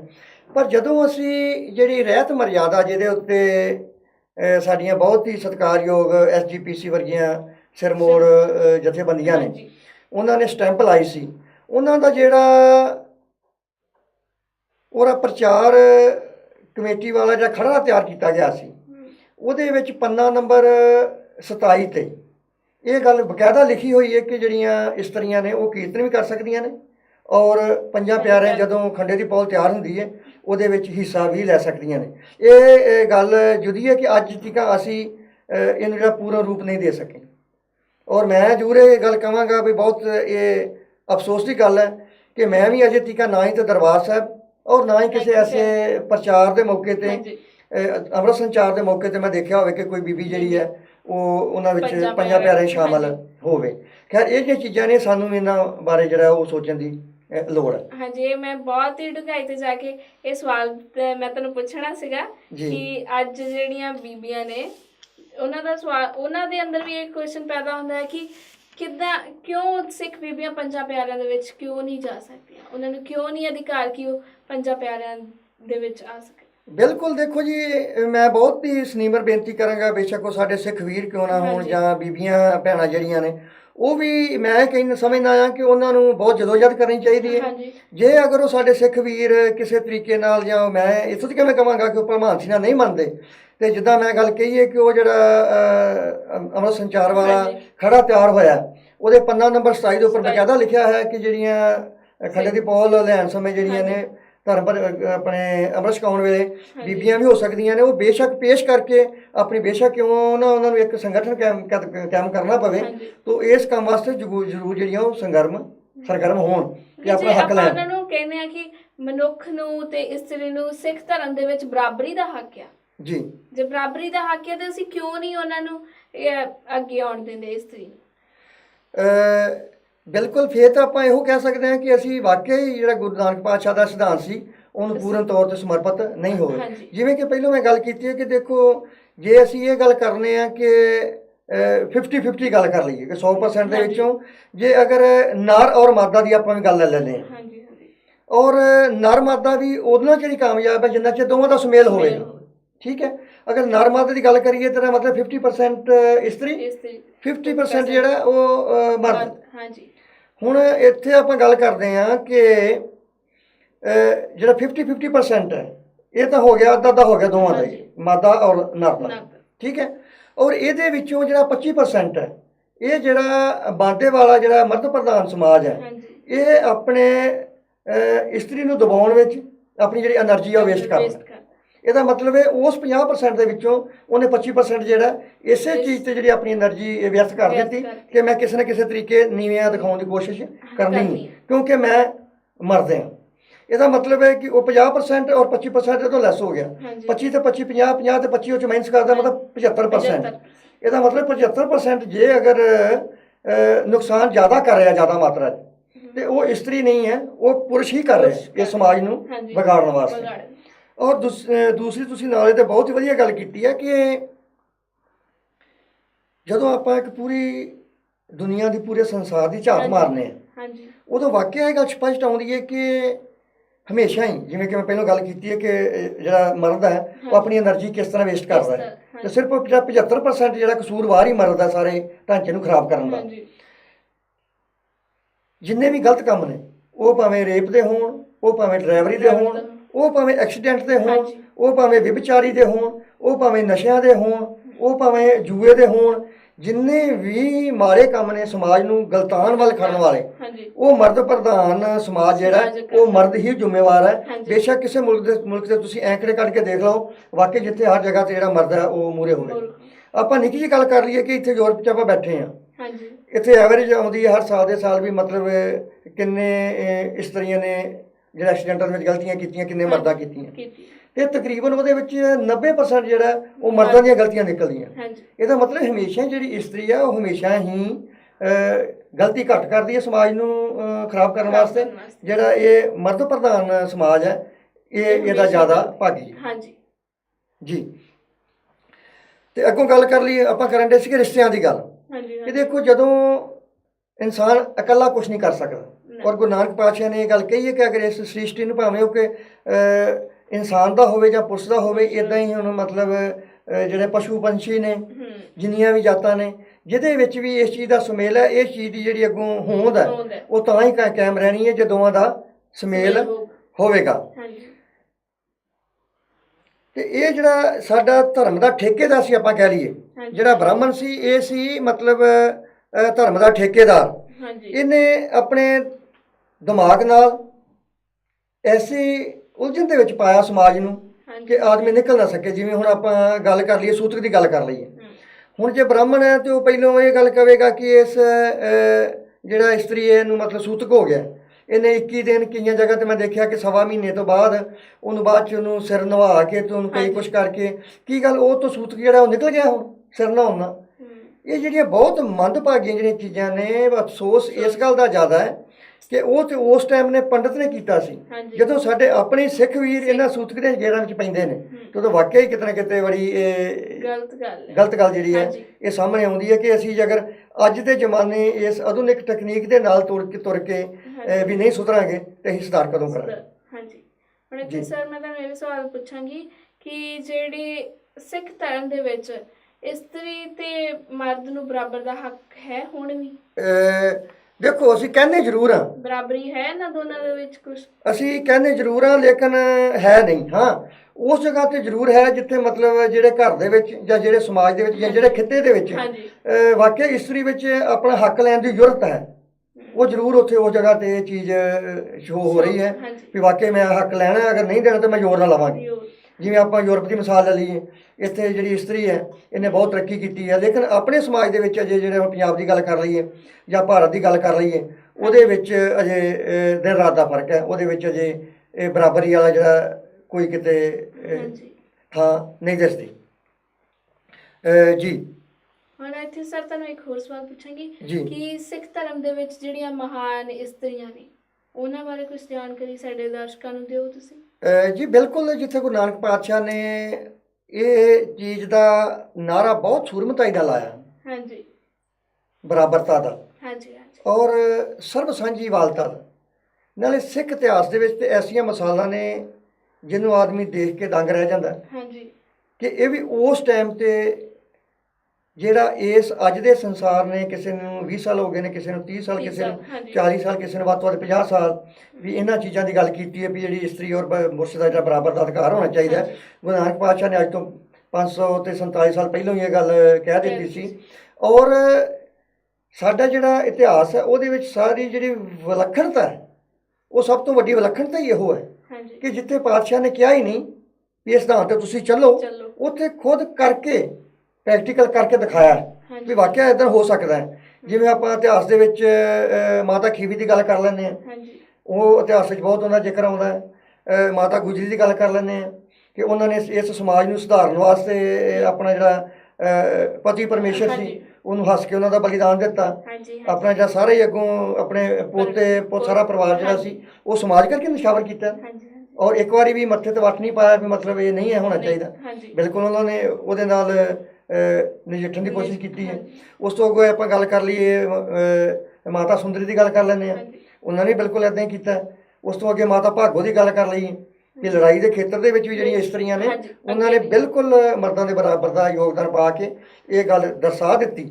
ਔਰ ਸਾਨੂੰ ਅੱਜ ਵੀ ਲੋੜ ਹੈ, ਸਾਡੀਆਂ ਜਿਹੜੀਆਂ ਸਿੱਖ ਬੀਬੀਆਂ ਨੇ ਇਹਨਾਂ ਨੂੰ ਬਿਲਕੁਲ, ਜਦੋਂ ਅਸੀਂ ਬਹੁਤ ਹੀ ਮੈਂ ਸਮਝਦਾ ਕਿ ਇਹ ਗੱਲ ਕਰਨ ਲੱਗਾ ਮੈਂ ਸ਼ਰਮ ਮਹਿਸੂਸ ਕਰ ਰਿਹਾ ਕਿ ਜਿਹੜਾ ਗੁਰੂ ਨਾਨਕ ਪਾਤਸ਼ਾਹ ਦਾ ਸਿਧਾਂਤ ਸੀ ਇਹ ਕੇਵਲ ਤੇ ਕੇਵਲ ਸਿੱਖਾਂ ਵਾਸਤੇ ਨਹੀਂ ਸੀ, ਇਹ ਪੂਰੀ ਮਨੁੱਖਤਾ ਵਾਸਤੇ ਸਿਧਾਂਤ ਸੀ। ਔਰ ਇਸ ਪੂਰੀ ਮਨੁੱਖਤਾ ਨੇ ਸਾਡੇ ਇਸ ਕਹਿ ਲਈਏ ਕਿ ਸਿੱਖਾਂ ਵੱਲੋਂ ਵੇਖ ਕੇ, ਜਾਂ ਉਹ ਇੱਕ ਪ੍ਰਦਰਸ਼ਨੀ ਬੀਬੀਆਂ ਜਾਂ ਸਿੱਖ ਇਹੋ ਜਿਹੇ ਬਣਨੇ ਚਾਹੀਦੇ ਸੀ ਕਿ ਉਹਨਾਂ ਨੂੰ ਵੇਖ ਕੇ ਜਿਵੇਂ ਦੂਸਰੇ ਧਰਮਾਂ ਵਾਲੇ ਲੋਕ ਸੀ ਉਹ ਆਪਣੇ ਥਾੜ ਕਰਦੇ ਇਸ ਧਰਮ ਵਿੱਚ ਪ੍ਰਵੇਸ਼ ਕਰਦੇ ਕਿ ਵਾਕਈ ਇਹ ਧਰਮ ਜਿਹੜਾ ਬਹੁਤ ਹੀ ਨੁਰਾਇਆ ਧਰਮ ਹੈ ਔਰ ਸੱਚਾ ਸੁੱਚਾ ਧਰਮ ਹੈ, ਔਰ ਇਹ ਪੂਰੀ ਮਨੁੱਖਤਾ ਦਾ ਧਰਮ ਔਰ ਸਰਬ ਸਾਂਝੀਵਾਲਤਾ ਦੀ ਜਿਹੜੀ ਗੱਲ ਕਰਦਾ ਹੈ ਧਰਮ ਹੈ। ਇਸ ਨਾਲ ਦਾ ਧਰਮ ਹੋਰ ਦੁਨੀਆ ਤੇ ਕੋਈ ਨਹੀਂ, ਸਿਰਫ ਸਾਡੀ ਬਦਕਿਸਮਤੀ ਇਹ ਹੋਇਆ ਕਿ ਕਿਤੇ ਨਾ ਕਿਤੇ ਅਸੀਂ ਇਸ ਨੂੰ ਪ੍ਰਚਾਰਨ ਦੇ ਵਿੱਚ ਪਿੱਛੇ ਰਹਿ ਗਏ ਹਾਂ। ਔਰ ਸਾਨੂੰ ਜ਼ਰੂਰ ਇਹ ਗੱਲ ਤੇ ਬਹੁਤ ਗੌਰ ਕਰਨਾ ਚਾਹੀਦਾ ਹੈ, ਔਰ ਗੌਰ ਤਾਂ ਹੀ ਹੋ ਸਕੇਗਾ ਜਦੋਂ ਅਸੀਂ ਉਹ ਜਿਹੜਾ ਸਿਧਾਂਤ ਹੈ ਉਹ ਸਭ ਤੋਂ ਪਹਿਲਾਂ ਆਪਣੇ ਆਪ ਤੇ ਲਾਗੂ ਕਰਾਂਗੇ ਕਿ ਵਾਕਿਆ ਇੱਦਾਂ ਹੋਣਾ ਚਾਹੀਦਾ। ਉਹ ਜਿਹੜਾ ਅਸੀਂ ਪ੍ਰੈਕਟੀਕਲ ਕਰਕੇ ਜਿਹੜਾ ਉਹਨਾਂ ਦੇ ਸਾਹਮਣੇ ਪੇਸ਼ ਨਹੀਂ ਕਰਦੇ, ਉਹਨਾਂ ਚਿਰ ਇਹ ਜਿਹੜਾ ਹੋਣਾ ਬਹੁਤ ਮੁਸ਼ਕਲ ਹੈ। ਹੁਣ ਇੱਥੇ ਸਰ ਮੈਂ ਤੁਹਾਨੂੰ ਇਹ ਵੀ ਕਹਾਂਗੀ ਜਿਹਦਾ ਮਾਤਾ ਗੁਜਰੀ ਜੀ ਆ, ਉਹਨਾਂ ਦਾ ਥੋੜਾ ਵਿਸਤਾਰ ਨਾਲ ਸਾਡੇ ਦਰਸ਼ਕਾਂ ਨੂੰ ਉਹਨਾਂ ਦੀ ਜਾਣਕਾਰੀ ਦਿਓ। ਬਿਲਕੁਲ ਜੀ, ਦੇਖੋ ਮਾਤਾ ਗੁਜਰੀ ਆਪਾਂ ਅੱਜ ਦੀ ਅਗਰ ਮਿਸਾਲ ਲੈ ਲਈਏ ਕਿ ਜੇ ਮਤਲਬ ਸ਼ਾਦੀ ਤੋਂ ਬਾਅਦ 2 ਸਾਲ 3 ਸਾਲ ਨਿਕਲ ਜਾਣ ਤੇ ਉਸ ਤੋਂ ਬਾਅਦ ਕੋਈ ਔਲਾਦ ਧੀ ਪੁੱਤ ਨਾ ਹੋਵੇ ਤੇ ਸਾਡਾ ਜਿਹੜਾ ਸਮਾਜ ਹੈ ਉਹ ਤਰ੍ਹਾਂ ਤਰ੍ਹਾਂ ਦੀਆਂ ਊਜਾਂ ਲਾਉਣੀਆਂ ਸ਼ੁਰੂ ਕਰ ਦਿੰਦਾ ਕਿ ਮਤਲਬ ਇਹ ਨੁਕਸ ਹੈ, ਉਹ ਨੁਕਸ ਹੈ, ਫਲਾਨਾ ਹੈ, ਢਿਮਕਣਾ ਹੈ। ਜਿਵੇਂ ਕਿ ਆਪਾਂ ਇਹ ਵੀ ਗੱਲ ਕਰ ਲਈਏ ਕਿ ਅੱਜ ਦੀ ਜਿਹੜੀ ਵਿਗਿਆਨਕ ਹੈ, ਅੱਜ ਦੀ ਜਿਹੜੀ ਸਾਇੰਸ ਹੈ, ਉਹਨੇ ਇਹ ਚੀਜ਼ ਦੱਸ ਦਿੱਤੀ ਹੈ ਕਿ ਇਹ ਜੇ ਲੜਕੀ ਜਾਂ ਲੜਕਾ ਇਹ ਇਸਤਰੀ ਦੇ ਵੱਸ ਦਾ ਕੰਮ ਨਹੀਂ ਹੈ ਵੀ ਉਸਨੇ ਉਹਦੇ ਹੱਥ ਵਿੱਚ ਹੈ, ਇਹ ਮਰਦ ਦੇ ਹੱਥ ਵੱਸ ਹੈ। ਪਰ ਫਿਰ ਵੀ ਅਸੀਂ ਕਿਤੇ ਨਾ ਕਿਤੇ ਇਲਜ਼ਾਮ ਜਿਹੜਾ ਉਹ ਇਸਤਰੀ ਤੇ ਮੜਦੇ ਹਾਂ ਵੀ ਵਾਕਿਆ ਇਹ ਇਹਨਾਂ ਦਾ ਕਸੂਰ ਹੈ, ਕਿਉਂਕਿ ਅਸੀਂ ਮਰਦ ਪ੍ਰਧਾਨ ਹਾਂ। ਇਸ ਕਰਕੇ ਅਸੀਂ ਆਪਣੀ ਜਿਹੜਾ ਕਸੂਰ ਹੈ ਉਹ ਮੰਨ ਕੇ ਵੀ ਰਾਜੀ ਨਹੀਂ ਹਾਂ। ਹੁਣ ਮਾਤਾ ਗੁਜਰੀ ਦੀ ਗੱਲ ਕਰ ਲਈਏ ਕਿ ਉਹਨਾਂ ਦੀ ਸ਼ਾਦੀ ਤੋਂ ਬਹੁਤ ਟਾਈਮ ਬਾਅਦ 32 ਸਾਲ ਬਾਅਦ ਜਿਹੜਾ ਗੁਰੂ ਗੋਬਿੰਦ ਸਿੰਘ ਦਾ ਆਗਮਨ ਹੁੰਦਾ ਹੈ, ਔਰ ਇੰਨਾ ਚਿਰ ਮਤਲਬ ਉਹ ਸਬਰ ਕਰਨਾ ਔਰ ਆਪਣੇ ਪਤੀ ਦੇਵ ਨੂੰ ਜਿਹੜਾ ਉਹ ਗੁਰੂ ਨਾਨਕ ਪਾਤਸ਼ਾਹ ਦੇ ਦਿੱਤੇ ਹੋਏ ਸਿਧਾਂਤ ਨੂੰ ਦੁਨੀਆ ਵਿੱਚ ਫੈਲਾਉਣ ਲਈ ਤੋੜ ਦੇਣਾ, ਤੇ ਔਰ ਇਕੱਲਿਆਂ ਨੇ ਇਹ ਜਿਹੜਾ ਸਬਰ ਸੀ ਕਰਕੇ ਔਰ ਇਹ ਜਿਹੜੀ ਦੁਨੀਆ ਸੀ ਇਹਨੂੰ ਦੱਸਣਾ ਕਿ ਵਾਕਿਆ ਹੀ ਹੈ ਜਿਹੜੀ ਹੈ ਇਹ ਮਿਸਾਲ ਹੈ ਪੈਦਾ ਕੀਤੀ ਹੈ। ਉਸ ਤੋਂ ਬਾਅਦ ਉਹਨਾਂ ਜਿਹੜੇ ਪੋਤਰੇ ਸੀ ਆਪਣੇ ਸਾਰਿਆਂ ਦੇ ਸਾਹਮਣੇ ਮਿਸਾਲ ਹੈਗੀ ਹੈ ਕਿ ਨਿੱਕੇ ਨਿੱਕੇ ਪੋਤਰਾਂ ਨੂੰ ਉਹ ਗੁਰਤੀ ਦਿੱਤੀ ਜਿਹੜੇ ਮਤਲਬ ਕੇਵਲ ਸਿੱਖ ਕੌਮ ਵਾਸਤੇ ਨਹੀਂ ਹੈ, ਪੂਰੀ ਮਨੁੱਖਤਾ ਵਾਸਤੇ ਸ਼ਹੀਦ ਹੋ ਗਏ। ਔਰ ਇਹ ਇੱਕ ਜਿਹੜੇ ਸੀ ਉਹ ਸਾਡੇ ਵਾਸਤੇ ਅੱਗੇ ਬੂਟੇ ਲਾ ਗਏ ਕਿ ਵਾਕਿਆ ਹੀ ਜਿਹੜੀਆਂ ਮਿਸਾਲਾਂ ਪੈਦਾ ਕਰ ਗਏ ਕਿ ਅਗਰ ਮਾਤਾ ਹੋਵੇ, ਅਗਰ ਇਸਤਰੀ ਹੋਵੇ ਤਾਂ ਐਸੀ ਹੋਣੀ ਚਾਹੀਦੀ।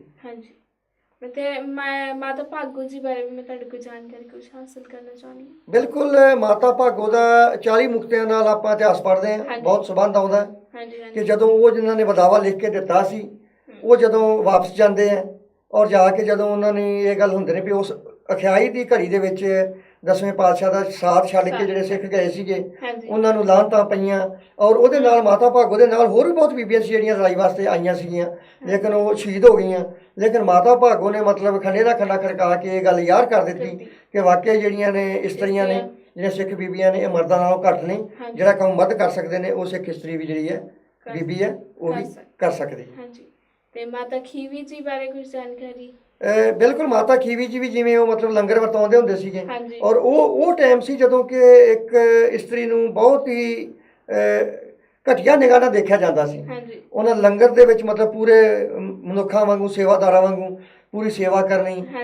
ਜਿੱਥੇ ਗੁਰੂ ਪਾਤਸ਼ਾਹ ਦੂਜੇ ਕੰਮਾਂ ਦੇ ਵਿੱਚ ਬਿਜ਼ੀ ਹੁੰਦੇ ਸੀਗੇ, ਉਹਨਾਂ ਨੇ ਇਸ ਕੰਮ ਦੀ ਜਿਹੜੀ ਸੇਵਾ ਸੀ ਆਪ ਲੈ ਕੇ ਤੁਹਾਨੂੰ ਇੱਧਰ ਜਿਹੜਾ ਉਹ ਚਿੰਤਾ ਕਰਨ ਦੀ ਜ਼ਰੂਰਤ ਨਹੀਂ, ਇਹ ਸਾਰਾ ਕੰਮ ਜਿਹੜਾ ਉਹ ਮੈਂ ਸੰਭਾਲਾਂਗੀ। ਇਸ ਕਰਕੇ ਉੱਥੇ ਵੀ ਉਹਨਾਂ ਨੇ ਦਰਸਾ ਦਿੱਤਾ ਕਿ ਮਨੁੱਖ ਦੇ ਬਰਾਬਰ ਜਿਹੜੀ ਆ ਉਹ ਤੀਵੀਂ ਖੜ ਸਕਦੀ ਹੈ ਔਰ ਮੋਢੇ ਨਾਲ ਮੋਢਾ ਜੋੜ ਕੇ ਉਹਨਾਂ ਹੀ ਬਰਾਬਰ ਦਾ ਕੰਮ ਕਰ ਸਕਦੀ ਹੈ ਜਿੰਨਾ ਮਨੁੱਖ ਕਰਦਾ। ਤਾਂ ਹੁਣ ਸਰ ਇੱਥੇ ਇਹ ਆ ਕਿ ਜੇ ਉਦੋਂ ਇੰਨਾ ਕੰਮ ਕਰ ਸਕਦੇ ਸੀ ਜਿੱਦਾਂ ਮਾਤਾ ਗੁਜਰੀ ਜੀ ਨੇ ਕੀਤਾ, ਸਭ ਹੈ ਨਾ, ਮਾਤਾ ਭਾਗੋ ਜੀ ਨੇ ਕੀਤਾ, ਤੇ ਅੱਜ ਦੀ ਇਸਤਰੀ ਇਹ ਕੰਮ ਕਿਉਂ ਨਹੀਂ ਕਰ ਸਕਦੀ? ਕਿਉਂ ਅੱਜ ਦੀ ਇਸਤਰੀ ਇੰਨੀ ਪਿੱਛੇ ਆ? ਅੱਜ ਦੀ ਇਸਤਰੀ ਨੂੰ ਲੱਗਦਾ ਹੈ ਕਿ ਮੈਂ ਹਰ ਜਗ੍ਹਾ ਨੂੰ ਦਬਾਇਆ ਜਾਂਦਾ, ਕਿਉਂ? ਸ਼ਾਇਦ ਦਬਾਇਆ ਅੱਜ ਕੱਲ੍ਹ ਘੱਟ ਜਾਂਦਾ, ਲੇਕਿਨ ਜਿਹੜੇ ਸਾਡੇ ਆਪਣੇ ਆਪ ਦੇ ਵਿੱਚ ਜਿਹੜਾ ਆਤਮ ਵਿਸ਼ਵਾਸ ਹੈ, ਅਸੀਂ ਸ਼ਾਇਦ ਉਹ ਆਪਣੇ ਕਿਰਦਾਰ ਤੋਂ ਹੀ ਮੈਂ ਸਮਝਦਾ ਵੀ ਗਿਰਦੇ ਜਾ ਰਹੇ ਹਾਂ। ਸਾਡੀ ਜਿਹੜੀ ਕੋਸ਼ਿਸ਼ ਹੈ ਉਹ ਕਿਸੇ ਹੋਰ ਪਾਸੇ ਨੂੰ ਚੱਲ ਗਈ ਹੈ। ਠੀਕ ਹੈ, ਇਹਦੇ ਵਿੱਚ ਸਾਨੂੰ ਗੁਰੂ ਪਾਤਸ਼ਾਹ ਨੇ ਕਿਤੇ ਵੀ ਇੰਟਰਟੇਨਮੈਂਟ ਕਰਨ ਦੇ ਵਿੱਚ ਜਾਂ ਜਿਹੜੇ ਦੁਨੀਆ ਦੇ ਦੁਨਿਆਵੀ ਸੁੱਖ ਨੇ ਇਹ ਭੋਗਣ ਦੇ ਵਿੱਚ ਕਿਤੇ ਵੀ ਮਨਾਹੀ ਨਹੀਂ ਕੀਤੀ। ਸਿੱਖ ਨੂੰ ਕਿਤੇ ਵੀ ਐਸਾ ਨਹੀਂ ਕਿਹਾ ਵੀ ਮਤਲਬ ਸਿੱਖ ਨੇ ਇਹ ਨਹੀਂ ਕਰਨਾ, ਲੇਕਿਨ ਅਸੀਂ ਇਹ ਜਿਹੜਾ ਧਰਮ ਦਾ ਠੇਕੇਦਾਰ ਕਹਿ ਲਈਏ ਜਾਂ ਸਾਡੀ ਸੰਸਕ੍ਰਿਤੀ ਦਾ ਠੇਕੇਦਾਰ ਬ੍ਰਾਹਮਣ ਸੀ, ਉਹਦੀਆਂ ਇੰਨੀਆਂ ਚਾਲਾਂ ਦੇ ਵਿੱਚ ਮਤਲਬ ਅਸੀਂ ਉਲਝ ਗਏ ਕਿ ਜੇ ਅਸੀਂ ਨਾ ਚਾਹੁੰਦੇ ਹੋਏ ਵੀ, ਅਸੀਂ ਅਗਰ ਕੋਈ ਕੰਮ ਕਰਨਾ ਚਾਹੁੰਦੇ ਵੀ ਹਾਂ, ਲੇਕਿਨ ਸਾਡੇ ਸਮਾਜ ਦਾ ਹਿਸਾਬ ਕਿਤਾਬ ਐਸਾ ਹੋ ਗਿਆ ਕੋਈ ਕਿ ਜਦੋਂ ਤੁਹਾਡੇ ਤੇ ਆਪਣੇ ਤੇ ਗੱਲ ਆਉਂਦੀ ਹੈ, ਜੇ ਤੁਸੀਂ ਬਾਰ-ਬਾਰ ਗੱਲਾਂ ਕਰਨੇ ਆ, ਜਦੋਂ ਤੁਹਾਡੇ ਘਰ 'ਚੋਂ ਕੁਝ ਕੰਮ ਕਰਨ ਦਾ ਟਾਈਮ ਆਉਂਦਾ, ਅਸੀਂ ਉਸ ਯੂਰਤ ਨਾਲ ਗੱਲ ਨਹੀਂ ਕਰਦੇ ਜਿਸ ਯੂਰਤ ਨਾਲ ਸਾਨੂੰ ਕਰਕੇ ਵਿਖਾਉਣਾ ਚਾਹੀਦਾ। ਦੇਖੋ, ਕਿਸੇ ਨਾ ਕਿਸੇ ਇਨਸਾਨ ਨੇ ਸ਼ੁਰੂਆਤ ਕਰਨੀ ਹੈ ਨਾ। ਜੇ ਇਹ ਗੱਲ ਕਹੀ ਜਾਵਾਂਗੇ ਕਿ ਨਹੀਂ ਇਹ ਮਤਲਬ ਕੰਮ ਹੋਰ ਕੋਈ ਕਰ ਜਾਵੇ, ਮੈਨੂੰ ਨਾ ਕਰਨਾ ਪਵੇ, ਤੇ ਫਿਰ ਉਹ ਕਿੰਨਾ ਚਿਰ ਇੱਦਾਂ ਹੁੰਦਾ ਰਹੇਗਾ। ਇਸ ਕਰਕੇ ਜਿਹੜੀਆਂ ਇਸ ਧਰਮ ਦੇ ਠੇਕੇਦਾਰ ਬ੍ਰਾਹਮਣ ਦੀਆਂ ਚਲਾਈਆਂ ਹੋਈਆਂ ਰੀਤਾਂ ਸੀ, ਇਹ ਕਰਮ ਕਾਂਡ ਵਾਲੀਆਂ ਸੀ। ਇੱਕ ਤਾਂ ਕਰਮ ਕਾਂਡ ਨੇ ਸਾਨੂੰ ਵੈਸੇ ਬਹੁਤ ਪਿੱਛੇ ਧਕੇਲਿਆ, ਜੋ ਅਸੀਂ ਜਾਣ ਬੁੱਝ ਕੇ ਇਹ ਸਭ ਕੁਝ ਸਮਝਦੇ ਹੋਏ ਕਿ ਇਹਨਾਂ ਦਾ ਕੋਈ ਇੰਨਾ ਫਾਇਦਾ ਨਹੀਂ ਹੈ। ਜਿਵੇਂ ਆਪਾਂ ਹੁਣ ਪਹਿਲਾਂ ਵੀ ਗੱਲ ਕੀਤੀ ਸੀ ਕਿ ਇੱਕ ਮ੍ਰਿਤਕ ਸਰੀਰ ਤੇ ਵੀ ਉਹ ਪੂਰਾ ਜਿਹੜਾ ਬਣਦਾ ਹੱਕ ਨਹੀਂ ਦਿੱਤਾ ਜਾਂਦਾ, ਔਰ ਉਹਦੇ ਬਾਵਜੂਦ ਵੀ ਜਿਹੜੇ ਪੰਡਤਾਂ ਨੇ ਵੀ ਉਹ 5 ਕਿਲੋ ਮਾਂਹ ਤੇ 3 ਕਿਲੋ ਸਰੋਂ ਤੇ ਉਹ 7 ਭਾਂਡੇ ਤੇ 5 ਕੱਪੜੇ ਤੇ ਉਹ ਕਈ ਕੁਝ ਪਤਾ ਨਹੀਂ ਮਾਫ ਕਰਨਾ, ਕਈ ਕੁਛ ਐਸੀਆਂ ਚੀਜ਼ਾਂ ਨੇ ਜਿਹੜੀਆਂ ਮਤਲਬ ਉਹ ਜਿਹੜੀਆਂ ਅੱਜ ਦੇ ਦਿਨ ਦੇ ਵਿੱਚ ਵੇਖਣ 'ਚ ਆਉਂਦੀਆਂ ਨੇ ਕਿ ਉਹ ਅਸੀਂ ਜਾ ਕੇ ਤੇ ਉੱਥੇ ਰੋੜ ਆਉਂਦੇ ਆ, ਉਦੋਂ ਬਾਅਦ ਅਸੀਂ ਉਹ ਵਰੀਣਾ ਵੀ ਕਰਨੇ ਆ। ਈਵਨ ਕਿ 10ਵੇਂ ਦਿਨ ਤੋਂ ਬਾਅਦ ਸਿੱਖ ਧਰਮ ਦੇ ਵਿੱਚ ਹੋਰ ਕੋਈ ਵੀ ਰਹੁ ਰੀਤੀ ਬਿਲਕੁਲ ਨਹੀਂ ਰਹਿ ਜਾਂਦੀ। ਵਰੀਨੇ ਦਾ ਮਤਲਬ ਹੀ ਹੁੰਦਾ ਕਿ 2 ਅੱਖਰਾਂ ਦਾ ਇਸਮੇਲ ਹੈ, ਵਰੇ ਬਾਅਦ ਰੋਣਾ, ਵਰੀਨਾ। ਵੀ ਵਰੇ ਬਾਅਦ ਰੋਣਾ ਹੀ ਹੈ ਨਾ। ਤੇ ਠੀਕ ਹੈ, ਇਸ ਕਰਕੇ ਸਿੱਖ ਦੇ ਵਿੱਚ ਜਿਹੜਾ ਮ੍ਰਿਤਕ ਸੰਸਕਾਰ ਨੇ ਉਹਦੇ ਵਿੱਚ 10ਵੇਂ ਤੋਂ ਬਾਅਦ ਕੋਈ ਵੀ ਜਿਹੜੀ ਆ ਉਹ ਨਹੀਂ ਰਹਿ ਜਾਂਦੀ। ਬਾਕੀ ਰਹਿ ਗਈ ਗੱਲ ਜਿਵੇਂ ਆਪਾਂ ਗੱਲ ਕਰ ਲੈਂਦੇ ਵੀ ਉਹ ਫੁੱਲ ਜਦੋਂ ਆਪਾਂ ਚੁੱਕਦੇ ਹਾਂ, ਫੁੱਲ ਚੁੱਕਦੇ ਹਾਂ ਤੇ ਅਸੀਂ ਉਹੀ ਇਨਸਾਨ, ਜਿਸ ਇਨਸਾਨ ਨੇ ਆਪਣੀ ਜ਼ਿੰਦਗੀ ਦੇ 50 ਸਾਲ 60 ਸਾਲ 70 ਸਾਲ 80 ਸਾਲ ਉਸ ਘਰ ਵਾਸਤੇ ਲਾਏ ਹੁੰਦੇ ਨੇ, ਦਿਨ ਰਾਤ ਇੱਕ ਕਰਕੇ ਉਹਨੇ ਮਿਹਨਤ ਕੀਤੀ ਹੁੰਦੀ ਹੈ, ਉਹਨੇ ਮਹਿਰ ਮਾਲੀਆਂ ਤਿਆਰ ਕੀਤੀਆਂ ਹੁੰਦੀਆਂ ਨੇ। ਜਦੋਂ ਅਸੀਂ ਉਹਦੇ ਫੁੱਲ ਚੁੱਕ ਕੇ ਘਰ ਆਉਂਦੇ ਹਾਂ, ਅਸੀਂ ਕਹਿੰਦੇ ਕਿ ਉਹਦੇ ਫੁੱਲ ਜਿਹੜੇ ਨੇ ਉਹ ਘਰ ਨਾ ਵੜਨ, ਉਹ ਬਾਹਰ ਦੇ ਬਾਹਰ ਹੀ ਉਹਨੂੰ ਜਲ ਪ੍ਰਵਾਹ ਕੀਤਾ ਜਾਵੇ। ਹੁਣ ਜਿਹੜੇ ਇਨਸਾਨ ਨੇ 70 80 ਸਾਲ ਉਸ ਘਰ ਵਾਸਤੇ ਕੁਝ ਕੀਤਾ, ਉਹਦੇ ਘਰ 'ਚ ਫੁੱਲ ਆ ਜਾਣਗੇ ਤੇ ਕੀ ਹੋ ਜਾਏਗਾ? ਸਾਡੇ ਗੁਰਬਾਣੀ ਸਿਧਾਂਤ ਮੁਤਾਬਕ ਬਿਲਕੁਲ ਐਸੀ ਗੱਲ ਨਹੀਂ ਹੈ। ਔਰ ਕਈ ਜਿਹੜੇ ਜ਼ਿੰਮੇਵਾਰ ਬੰਦੇ ਹੈਗੇ ਨੇ ਉਹ ਤਕਰੀਬਨ ਪੂਰੀ ਉਮਰ ਵਾਸਤੇ ਉਹਦੇ ਫੁੱਲ ਨੇ ਆਪਣੇ ਘਰ 'ਚ ਰੱਖ ਛੱਡਦੇ ਨੇ। ਜਿਸ ਇਨਸਾਨ ਨੇ ਪੂਰੀ ਉਮਰ ਸਾਡੇ ਨਾਲ ਪਿੱਛੇ ਗਾਲੀ ਹੈ, ਇਸ ਘਰ ਨੂੰ ਬਣਾਉਣ ਦੀ ਕੋਸ਼ਿਸ਼ ਕੀਤੀ ਹੈ, ਕਿ ਅਸੀਂ ਉਹਨੂੰ ਹੁਣ ਘਰ ਵਿੱਚ ਨਹੀਂ ਵਾੜ ਸਕਦੇ? ਇਹ ਬਿਲਕੁਲ ਜਿਹੜੇ ਕਰਮਕਾਂਡ ਨੇ, ਜਦੋਂ ਅਸੀਂ ਇਹਨਾਂ ਦੀ ਨਿਖੇਧੀ ਕਰਨੀ ਸ਼ੁਰੂ ਨਹੀਂ ਕਰਦੇ ਔਰ ਉਹ ਵੀ ਪੂਰੀ ਯੁਰਤ ਨਾਲ, ਉਹਨਾਂ ਚਿਰ ਗੱਲ ਨਹੀਂ ਬਣਨੀ। ਜਦੋਂ ਕਿਸੇ ਨੇ ਇਹ ਗੱਲ ਕਹਿਤੀ ਗਵਾਂਢੀ ਨੇ, ਨਹੀਂ ਤੇਰਾ ਬਾਪੂ ਫਿਰ ਦੁਬਾਰਾ ਤੈਨੂੰ ਰਾਤ ਨੂੰ ਉੱਠ ਕੇ ਆ ਕੇ ਤੰਗ ਕਰੇਗਾ, ਜਦੋਂ ਸਾਡੇ ਦਿਲ ਦੇ ਵਿੱਚ ਇਹ ਡਰ ਪੈਦਾ ਹੋਏਗਾ ਤੇ ਉਹੀ ਬਾਪੂ ਜਿਹੜਾ ਜਿਹਦੇ ਤੁਸੀਂ ਕਲਾਵੇ 'ਚ ਰਹਿ ਕਿ ਜਿਹਦੇ ਹੱਥਾਂ ਦੀਆਂ ਤੁਸੀਂ ਬੁਰਕੀਆਂ ਜਿਹੜੀਆਂ ਖਾਂਦੇ ਸੀਗੇ, ਠੀਕ ਹੈ, ਇਹ ਉਹੀ ਬਾਪੂ ਹੈ ਨਾ। ਤੇ ਹੁਣ ਜੇ ਅਗਰ ਸੁਪਨੇ 'ਚ ਆ ਗਿਆ ਤੇ ਉਹ ਕਿਹੜੀ ਆਫਤ ਆ ਜਾਏਗੀ? ਐਸੀ ਗੱਲ ਨਹੀਂ ਹੋਣੀ ਚਾਹੀਦੀ। ਸਾਨੂੰ ਗੁਰੂ ਦੇ ਸਿਧਾਂਤ ਨਾਲ ਤੁਰਨਾ ਚਾਹੀਦਾ ਔਰ ਸਾਨੂੰ ਬਿਲਕੁਲ ਇਹ ਆਤਮ ਵਿਸ਼ਵਾਸ ਜਿਹੜਾ ਸਾਡਾ ਇਹ ਨਿਰਭਉ ਤੇ ਨਿਰਵੈਰ ਵਾਲਾ ਜਿਹੜਾ ਸਿਧਾਂਤ ਹੈ, ਜਿਹੜਾ ਗੁਰੂ ਪਾਤਸ਼ਾਹ ਨੇ ਸਾਨੂੰ ਬਖਸ਼ਿਆ, ਜਿੱਥੇ ਉਹਨਾਂ ਨੇ ਆਪ ਕੀਤਾ ਔਰ ਆਪਣੇ ਸਿੱਖ ਨੂੰ ਵੀ ਇਹ ਗੱਲ ਕਹੀ। ਔਰ ਦੇਖੋ ਆਪਣੇ ਸਾਹਮਣੇ ਇੱਕ ਮਿਸਾਲ ਹੈ 10ਵੇਂ ਪਾਤਸ਼ਾਹ ਦੀ, ਜਦੋਂ ਦਾਦੂ ਦੀ ਕਬਰ ਤੇ 10ਵੇਂ ਪਾਤਸ਼ਾਹ ਤੀਰ ਨਾਲ ਸਲਾਮ ਕਰਦੇ ਨੇ ਕਬਰ ਨੂੰ, ਔਰ ਸਿੱਖ ਮੂਹਰੇ ਖਲੋਤਾ ਹੁੰਦਾ, ਉਸੇ ਵੇਲੇ ਘੋੜੇ ਦੀ ਜਿਹੜੀ ਲਗਾਮ ਹੈ ਉਹ ਸਿੱਖ ਫੜ ਲੈਂਦਾ ਵੀ ਪਾਤਸ਼ਾਹ ਸਾਨੂੰ ਤੇ ਤੂੰ ਕਹਿੰਦਾ ਇਹ ਕੰਮ ਨਹੀਂ ਕਰਨੇ, ਤੇ ਲੇਕਿਨ ਤੂੰ ਆਪ ਕਰ ਰਿਹਾ, ਇਹ ਨਹੀਂ ਹੋ ਸਕਦਾ, ਇਹ ਮਤਲਬ ਇਹਨੂੰ ਸਾਨੂੰ ਸਫਾਈ ਦਿਓ, ਗੱਲ ਕੀ ਹੈ? ਤੇ ਪਾਤਸ਼ਾਹ ਨੇ ਉਹਨੂੰ ਕਹਿਣਾ ਪਿਆ ਉਦੋਂ ਵੀ ਮੈਂ ਇਹੋ ਚੀਜ਼ ਚਾਹੁੰਦਾ ਸੀਗਾ, ਮੈਨੂੰ ਹੁਣ ਪਤਾ ਲੱਗ ਗਿਆ ਵੀ ਵਾਕਈ ਮੇਰੇ ਜਿਹੜੇ ਸਿੱਖ ਨੇ ਉਹ ਮੇਰੇ ਵਰਗੇ ਹੋ ਗਏ। ਇਸੇ ਕਰਕੇ ਉਹਨਾਂ ਨੇ ਉਹੀ ਕੰਮ ਕੀਤੇ, ਉਹੀ ਜਿਹੜਾ ਸਿਧਾਂਤ ਸੀ ਆਪੇ ਗੁਰਚੇਲਾ ਵਾਲਾ। ਜੇ ਉਹਨਾਂ ਅੰਮ੍ਰਿਤ ਛਕਾਇਆ ਸੀ, ਜੇ ਖੰਡੇ ਦੀ ਪੌਣ ਉਹਨਾਂ ਨੇ ਦਿੱਤੀ ਨਾਲ ਉਹਨੇ ਲਈ ਵੀ, ਕਿ ਸਿੱਖ ਦਾ ਔਰ ਗੁਰੂ ਦੇ ਵਿੱਚ ਅੰਤਰ ਕੋਈ ਨਾ ਰਹਿ ਜਾਵੇ। ਇਹਦਾ ਮਤ ਜਿਹੜੇ ਕਰਮਕਾਂਡ ਨੇ ਇਹਨਾਂ ਨੇ ਉਹਨਾਂ ਦੀ ਜਿਹੜੀ ਜੜ ਪੱਟਣ ਦੀ ਕੋਸ਼ਿਸ਼ ਕੀਤੀ।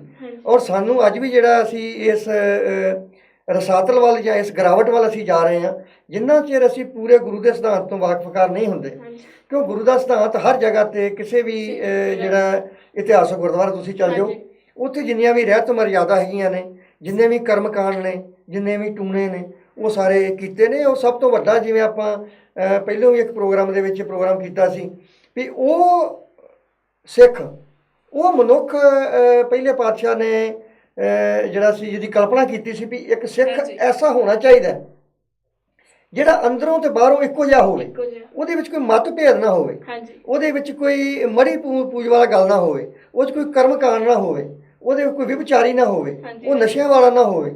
ਜਿੱਦਾਂ ਉਹ ਸਾਫ ਸੁਥਰਾ ਬਾਹਰੋਂ ਦਿਸ ਰਿਹਾ, ਅੰਦਰੋਂ ਜਿਹੜਾ ਉਹਦਾ ਹਿਰਦਾ ਉਹ ਵੀ ਉਸ ਤਰ੍ਹਾਂ ਦਾ ਹੀ ਹੋਵੇ। ਇਹ ਜਦੋਂ ਉਹ ਜਿਹੜਾ ਮਨੁੱਖ ਸੀ, ਉਹ ਜਿਹੜਾ ਸਿੱਖ ਸੀ, ਉਹ 9 ਜਾਮਿਆਂ ਦੇ ਵਿੱਚ ਤਿਆਰ ਹੋ ਗਿਆ ਔਰ 10ਵੇਂ ਪਾਤਸ਼ਾਹ ਨੇ ਉਹਦੇ ਤੇ ਮੋਹਰ ਲਾ ਕੇ ਵੀ ਵਾਕਿਆ ਹੁਣ ਜਿਹੜਾ ਮੇਰਾ ਖਾਲਸਾ ਹੈ, ਇਹ ਜਿਹੜਾ ਮੇਰਾ ਸਿੱਖ ਸੀ, ਜਿਹੜਾ ਗੁਰੂ ਨਾਨਕ ਪਾਤਸ਼ਾਹ ਨੇ ਜਿਹੜੀ ਕਲਪਨਾ ਕੀਤੀ ਸੀ, ਉਹ 10ਵੇਂ ਨਾਨਕ ਤਾਈਂ ਜਿਹੜਾ ਸੀ ਉਹ ਤਿਆਰ ਹੋ ਗਿਆ ਸੀ।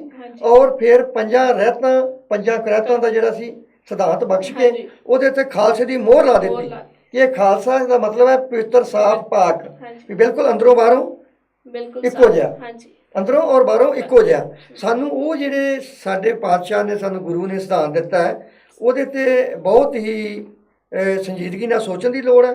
ਜਿੱਥੇ ਅਸੀਂ ਆਪ ਉਹ ਸਿਧਾਂਤ ਅਪਣਾਉਣਾ, ਅਗਰ ਜੇ ਅਸੀਂ ਆਪ ਉਸ ਵਰਗੇ ਹੋਵਾਂਗੇ ਤੇ ਤਾਂ ਹੀ ਦੂਸਰੇ ਨੂੰ ਕਹਿ ਸਕਾਂਗੇ ਕਿ ਵਾਕਿਆ ਤੂੰ ਇਦਾਂ ਦਾ ਹੋ। ਤੇ ਇਹ ਜਿਹੜਾ ਸਿਧਾਂਤ ਸੀ, ਇਹ ਆਪਾਂ ਨੂੰ ਲੱਗ ਹੀ ਰਿਹਾ ਕਿ ਜਿਵੇਂ ਬਹੁਤ ਔਖਾ ਕੰਮ ਨਹੀਂ ਹੈ। ਜਦੋਂ ਅਸੀਂ ਕਿਸੇ ਗੱਲ ਨੂੰ ਇੱਕ ਹਊਆ ਬਣਾ ਕੇ ਪੇਸ਼ ਕਰਨੇ ਕਿ ਨਹੀਂ ਇਹ ਨਹੀਂ ਹੋ ਸਕਦਾ, ਇਹ ਤਾਂ ਕੰਮ ਹੀ ਬਹੁਤ ਸਖੈਨ ਹੈ। ਆਦਮੀ ਕੋਸ਼ਿਸ਼ ਕਰੇ। ਦੇਖੋ ਕਦੀ ਵੀ ਜਦੋਂ ਅਸੀਂ ਆਮ ਹੀ ਵੇਖਣ ਚਾਹੁੰਦਾ ਕਿ ਕਹਿੰਦੇ ਨੇ ਜਦੋਂ ਗੁਰੂ ਕਿਰਪਾ ਕਰੇਗਾ, ਆਪੇ ਕੰਮ ਉਦੋਂ ਹੋ ਜਾਏਗਾ ਜਦੋਂ ਗੁਰੂ ਕਿਰਪਾ ਕਰੇਗਾ। ਭਲਿਆ ਮਾਨਸਾ, ਗੁਰੂ ਨੇ ਤਾਂ ਕਿਰਪਾ ਕੀਤੀ ਹੈ, ਗੁਰੂ ਨੇ ਹੱਥ ਪੈਰ ਦਿੱਤੇ ਨੇ, ਨਰੋਏ ਦਿੱਤੇ ਨੇ, ਅੱਖਾਂ ਦਿੱਤੀਆਂ ਨੇ ਦੇਖਣ ਨੂੰ, ਕੰਨ ਦਿੱਤੇ ਨੇ ਸੁਣਨ ਨੂੰ, ਦਿਮਾਗ ਦਿੱਤਾ ਸੋਚਣ ਨੂੰ, ਹਰ ਉਹ ਚੀਜ਼ ਜਿਹੜੀ ਦਿੱਤੀ ਹੈ ਜਿਹੜੀ ਇਨਸਾਨ ਨੂੰ ਚਾਹੀਦੀ ਹੈ। ਹੁਣ ਤੇ ਤੂੰ ਕੁਛ ਕਰਨਾ, ਉਹਨੇ ਤਾਂ ਜੋ ਕਰਨਾ ਸੀ ਉਹਨੇ ਕਰਤਾ, ਹੁਣ ਤੂੰ ਵੀ ਕੁਛ ਕਰਕੇ ਵਿਖਾ। ਔਰ ਜਦੋਂ ਵੀ ਕਦੀ ਹੈ ਜਦੋਂ ਤੁਸੀਂ ਸੰਕਲਪ ਲੈਣਾ ਹਾਂਜੀ ਉਦੋਂ ਬਾਹਰੀ ਤੌਰ ਤੇ ਲੈਣਾ ਪੈਣਾ ਵੀ ਮੈਂ ਕੁਝ ਕਰਕੇ ਵਿਖਾਉਣਾ। ਦਿਖਾਉਣਾ।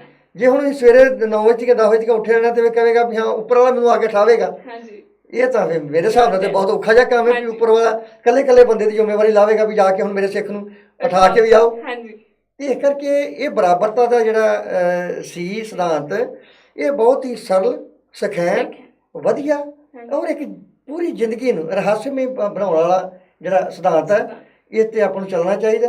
ਔਰ ਜਿਹੜਾ ਬਰਾਬਰਤਾ ਤਾਂ ਹੀ ਆਵੇਗੀ ਜਦੋਂ ਅਸੀਂ ਆਪ ਉਹੋ ਜਿਹੇ ਹੋਵਾਂਗੇ, ਔਰ ਉਹ ਜਿਹੜੀ ਗੱਲ ਸਿਧਾਂਤਕ ਰਹਿ ਕੇ ਗੱਲ ਤਾਂ ਹੀ ਕਰ ਸਕਾਂਗੇ ਜੇ ਆਪ ਉਸੇ ਤਰ੍ਹਾਂ ਦੇ ਬਣਾਂਗੇ, ਆਪ ਉੱਦਾਂ ਦੇ ਬਣੀਏ, ਆਪਣੇ ਪਰਿਵਾਰ ਨੂੰ ਬਣਾਈਏ।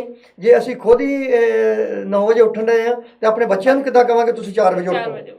ਇਸ ਕਰਕੇ ਪਹਿਲਾਂ ਜਿਹੜਾ ਤੁਹਾਨੂੰ ਰੋਲ ਮਾਡਲ ਹੈ ਉਹ ਆਪਣਾ ਪੇਸ਼ ਕਰਨਾ ਪਵੇਗਾ। ਔਰ ਜਿਹੜਾ ਸਿੱਖ ਸਿਧਾਂਤ ਮੁਤਾਬਕ ਇਸਤਰੀ ਦਾ ਸਥਾਨ ਹੈ ਉਹਦੇ ਵਿੱਚ ਬਿਲਕੁਲ ਵੀ ਰੰਚਕ ਮਾਤਰ ਜਿਹੜਾ ਉਹ ਫਰਕ ਨਹੀਂ ਹੈ। ਜਿੰਨੇ ਹੀ ਅਧਿਕਾਰ ਮਰਦ ਨੂੰ ਨੇ ਉਨੇ ਹੀ ਇਸਤਰੀ ਨੂੰ। ਆਓ ਇਸ ਕਰਕੇ ਅਸੀਂ ਪੂਰਨ ਤੌਰ 'ਤੇ ਇੱਕ ਵਿਸ਼ਵਾਸ ਬਣਾ ਲਈਏ। ਠੀਕ ਹੈ, ਗੱਲਾਂ ਕਰਨੀਆਂ ਬਹੁਤ ਸੌਖੀਆਂ ਹੁੰਦੀਆਂ ਨੇ, ਅਮਲ ਕਰਨਾ ਬੜਾ ਔਖਾ, ਪਰ ਕੋਸ਼ਿਸ਼ ਹਮੇਸ਼ਾ ਇਨਸਾਨ ਦੀ ਜਾਰੀ ਰਹਿਣੀ ਚਾਹੀਦੀ ਹੈ। ਜਿੱਥੇ ਆਪ ਆਪਾਂ ਇਕੱਲੇ ਤੌਰ 'ਤੇ ਨਹੀਂ ਕਰ ਸਕਦੇ, ਕੋਈ ਨਾ ਕੋਈ ਗੱਲ ਕੀਤੀ, ਕਿਸੇ ਨੂੰ ਕੋਈ ਨਾ ਕੋਈ ਗੱਲ ਸਮਝਾਈ, ਕਿਤੇ ਨਾ ਕਿਤੇ ਜ਼ਰੂਰ ਖਾਣੇ ਪੈਂਦੀ ਹੈ। ਜਿੱਥੇ ਆਪਾਂ ਇਕੱਲੇ ਕੁਝ ਵੀ ਨਹੀਂ ਕਰ ਸਕਦੇ, ਆਓ ਆਪਾਂ ਰਲ ਮਿਲ ਕੇ ਯੋਗਦਾਨ ਪਾ ਕੇ ਕੋਈ ਐਸੀਆਂ ਸੰਸਥਾ ਬਣਾ ਕੇ, ਐਸੀ ਜਾਗਰੂਕਤਾ ਲਿਆ ਕੇ। ਹੁਣ ਦੇਖੋ ਆਪਾਂ ਬਾਹਰਲੇ ਮੁਲਕਾਂ 'ਚ ਬੈਠੇ ਹਾਂ, ਅਜੇ ਕਿ ਹੁਣ ਮੈਂ ਨਾਂ ਨਹੀਂ ਲਵਾਂਗਾ ਕਿਉਂਕਿ ਆਪਾਂ ਲਾਈਵ ਪ੍ਰੋਗਰਾਮ ਜਿਹੜਾ ਇਹ ਪੂਰੀ ਦੁਨੀਆ 'ਚ ਵੇਖਿਆ ਜਾਣਾ ਕਿ ਪਿਛਲੇ ਦਿਨਾਂ ਦੇ ਵਿੱਚ ਇੱਕ ਜਿਹੜੀ ਸਿੱਖ ਬੀਬੀ ਸੀ ਉਹਦੇ ਨਾਲ ਇੱਕ ਵਾਰਦਾਤ ਹੋ ਗਈ ਹੈ। ਔਰ ਉਸ ਬੀਬੀ ਨੇ ਇੰਨੀ ਜੁਰਤ ਕੀਤੀ, ਮਤਲਬ ਕਿ ਉਸ ਮਰਦ ਨੂੰ ਫੜਨ ਦੀ ਕੋਸ਼ਿਸ਼ ਕੀਤੀ। ਠੀਕ ਹੈ, ਉਹ ਮਰਦ ਭੱਜ ਗਿਆ, ਲੇਕਿਨ ਕਿਸੇ ਤਰੀਕੇ ਨਾਲ ਉਹ ਫੋਟੋ ਖਿੱਚੀ ਗਈ। ਫੋਟੋ ਗਾਹ ਤੋਂ ਗਾਹ ਜਿਹੜੀ ਭੇਜ ਕੇ ਉਹ ਮਰਦ ਜਿਹੜਾ ਸੀ ਉਹਨੂੰ ਫੜਿਆ ਗਿਆ, ਉਹਨੂੰ ਮਤਲਬ ਉਹਦੀ ਲਾਪਾ ਕੀਤੀ ਗਈ। ਔਰ ਇਹਦੇ ਵਿੱਚ ਕਿ ਇੱਥੋਂ ਤੱਕ ਕਿ ਉਹ ਕਈ ਫੋਨ ਉਸ ਬੀਬੀ ਨੂੰ ਆਏ ਕਿ ਤੂੰ ਐਸਾ ਨਹੀਂ ਸੀ ਕਰਨਾ, ਤੇਰੀ ਬਦਨਾਮੀ ਹੋ ਰਹੀ ਹੈ, ਐਸਾ ਨਹੀਂ ਹੋਣਾ ਚਾਹੀਦਾ, ਸਗੋਂ ਦਲੇਰੀ ਦੇਣੀ ਚਾਹੀਦੀ ਹੈ ਕਿ ਵਾਕਿਆ ਇਹ ਕੰਮ ਚੰਗਾ ਕੀਤਾ। ਔਰ ਇਸ ਦਲੇਰੀ ਨੂੰ ਵੇਖ ਕੇ ਜਿਹੜੀਆਂ ਅੱਗੋਂ ਹੋਰ ਇਸਤਰੀਆਂ ਨੇ ਉਹ ਵੀ ਜਿਹੜੀ ਜੁਰਤ ਕਰਨ ਕਿ ਵਾਕਿਆ ਜਿਹੜਾ ਗਲਤ ਕੰਮ ਹੈ ਉਹ ਅਸੀਂ ਨਹੀਂ ਹੋਣ ਦੇਣਾ। ਤੇ ਆਓ ਐਸੇ ਜਿਹੜੇ ਉਪਰਾਲੇ ਜਿਹੜੇ ਕਰਨੇ ਨੇ ਸਾਨੂੰ, ਉਹ ਬਹੁਤ ਹੀ ਜ਼ਿਆਦਾ ਜ਼ਰੂਰੀ ਨੇ। ਤੇ ਮੇਰੇ ਹਿਸਾਬ ਨਾਲ ਸਾਡਾ ਜਿਹੜਾ ਟਾਈਮ ਹੈ ਉਹ ਵੀ ਲਾਗੇ ਹੋ ਗਿਆ। ਔਰ ਅਖੀਰ ਦੇ ਵਿੱਚ ਅਸੀਂ ਇਹੋ ਹੀ ਬੇਨਤੀ ਕਰਾਂਗੇ, ਬਹੁਤ ਹੀ ਸੀਮਰ ਬੇਨਤੀ ਹੈ ਕਿ ਜਿਵੇਂ ਕਿ ਬੇਨਤੀ ਕੀਤੀ ਸੀ ਕਿ ਹਰ ਇਤਿਹਾਸਕ ਗੁਰਦੁਆਰੇ ਵਿੱਚੋਂ ਜਿਹੜੇ ਨੇ ਉਹ ਸਿੱਖ ਸਿਧਾਂਤ, ਸਿੱਖ ਰਹਿਤ ਮਰਿਆਦਾ ਮਿਲਦੀ ਹੈ ਔਰ ਉਹਨੂੰ ਪੜ੍ਹ ਕੇ ਵਿਚਾਰਨ ਦੀ ਲੋੜ ਹੈ। ਸਿਰਫ ਵਿਚਾਰ ਕੇ ਆਪਾਂ ਵਾਕਈ ਗੱਲ ਸਮਝਾਂਗੇ ਕਿ ਗੁਰੂ ਨਾਨਕ ਪਾਤਸ਼ਾਹ ਨੇ ਜਿਹੜਾ ਸਾਨੂੰ ਸਿਧਾਂਤ ਦਿੱਤਾ ਸੀਗਾ, ਉਹ ਸਿਧਾਂਤ ਪੜ੍ਹ ਕੇ ਅਸੀਂ ਗਦ-ਗਦ ਹੋ ਜਾਵਾਂਗੇ ਵੀ ਇੰਨਾ ਸੌਖਾ ਸਿਧਾਂਤ ਔਰ ਇੰਨਾ ਵਧੀਆ ਸਿਧਾਂਤ ਔਰ ਪੂਰੀ ਮਨੁੱਖਤਾ ਦਾ ਜਿਹੜਾ ਸਿਧਾਂਤ ਹੈ ਉਹ ਹੈਗਾ। ਤੇ ਇਸ ਕਰਕੇ ਅਸੀਂ ਪੂਰੇ ਤੌਰ 'ਤੇ ਇਹ ਇੱਕ ਬਾਹਰੀ ਤੌਰ 'ਤੇ ਸੰਕਲਪ ਕਰੀਏ ਕਿ ਅਸੀਂ ਇਹ ਜਿਹੜਾ ਬੀੜਾ ਹੈ ਇਹ ਚੁੱਕਣਾ, ਜਿੱਥੇ ਸਾਡਾ ਫਰਜ਼ ਸਾਡੀਆਂ ਜਿਹੜੀਆਂ ਬੀਬੀਆਂ ਨੇ, ਇਸਤਰੀਆਂ, ਉਹਨਾਂ ਦੇ ਪ੍ਰਤੀ ਬਣਦਾ, ਉੱਥੇ ਅਸੀਂ ਆਪਣੀਆਂ ਜਿਹੜੀਆਂ ਨੇ ਧੀਆਂ ਨੇ ਉਹਨਾਂ ਨੂੰ ਵੀ ਬੱਚਿਆਂ ਜਿੰਨਾ, ਲੜਕੀਆਂ ਜਿੰਨਾ ਪੂਰਾ ਜਿਹੜਾ ਅਧਿਕਾਰ ਦੇ ਕੇ ਉਹਨਾਂ ਹੀ ਉਹਨਾਂ ਨੂੰ ਪਿਆਰ, ਉਹਨਾਂ ਹੀ ਉਹਨਾਂ ਨੂੰ ਹੱਕ ਦਿੱਤਾ ਜਾਵੇ, ਜਿਹਦੇ ਕਰਕੇ ਉਹ ਉਹਨਾਂ ਦੇ ਦਿਲ ਦੇ ਵਿੱਚ ਵੀ ਇਹ ਗੱਲ ਨਾ ਆਵੇ ਕਿ ਅਸੀਂ ਇੱਕ ਲੜਕੀ ਹੋਣ ਦੇ ਨਾਤੇ ਸਾਡੇ ਨਾਲ ਇਹ ਜਿਹੜਾ ਵਿਤਕਰਾ ਇਹ ਕਿਉਂ ਹੋ ਰਿਹਾ। ਤੇ ਅਖੀਰ ਦੇ ਵਿੱਚ ਭੁੱਲਾਂ ਚੁੱਕਾਂ ਦੀ ਖਿਮਾ। ਅਗਰ ਕਿਸੇ ਦੀ ਸ਼ਾਨ ਦੇ ਮੁਤਲਕ ਕੋਈ ਅੱਖਰ ਵਾਧਾ ਘਾਟਾ ਬੋਲਿਆ ਗਿਆ ਹੋਵੇ ਤੇ ਖਿਮਾ ਦੇ ਜਾਚਕਾਂ ਜੀ। ਫਤਿਹ ਬੁਲਾਓ ਜੀ। ਵਾਹਿਗੁਰੂ ਜੀ ਕਾ ਖਾਲਸਾ, ਵਾਹਿਗੁਰੂ ਜੀ ਕੀ ਫਤਿਹ।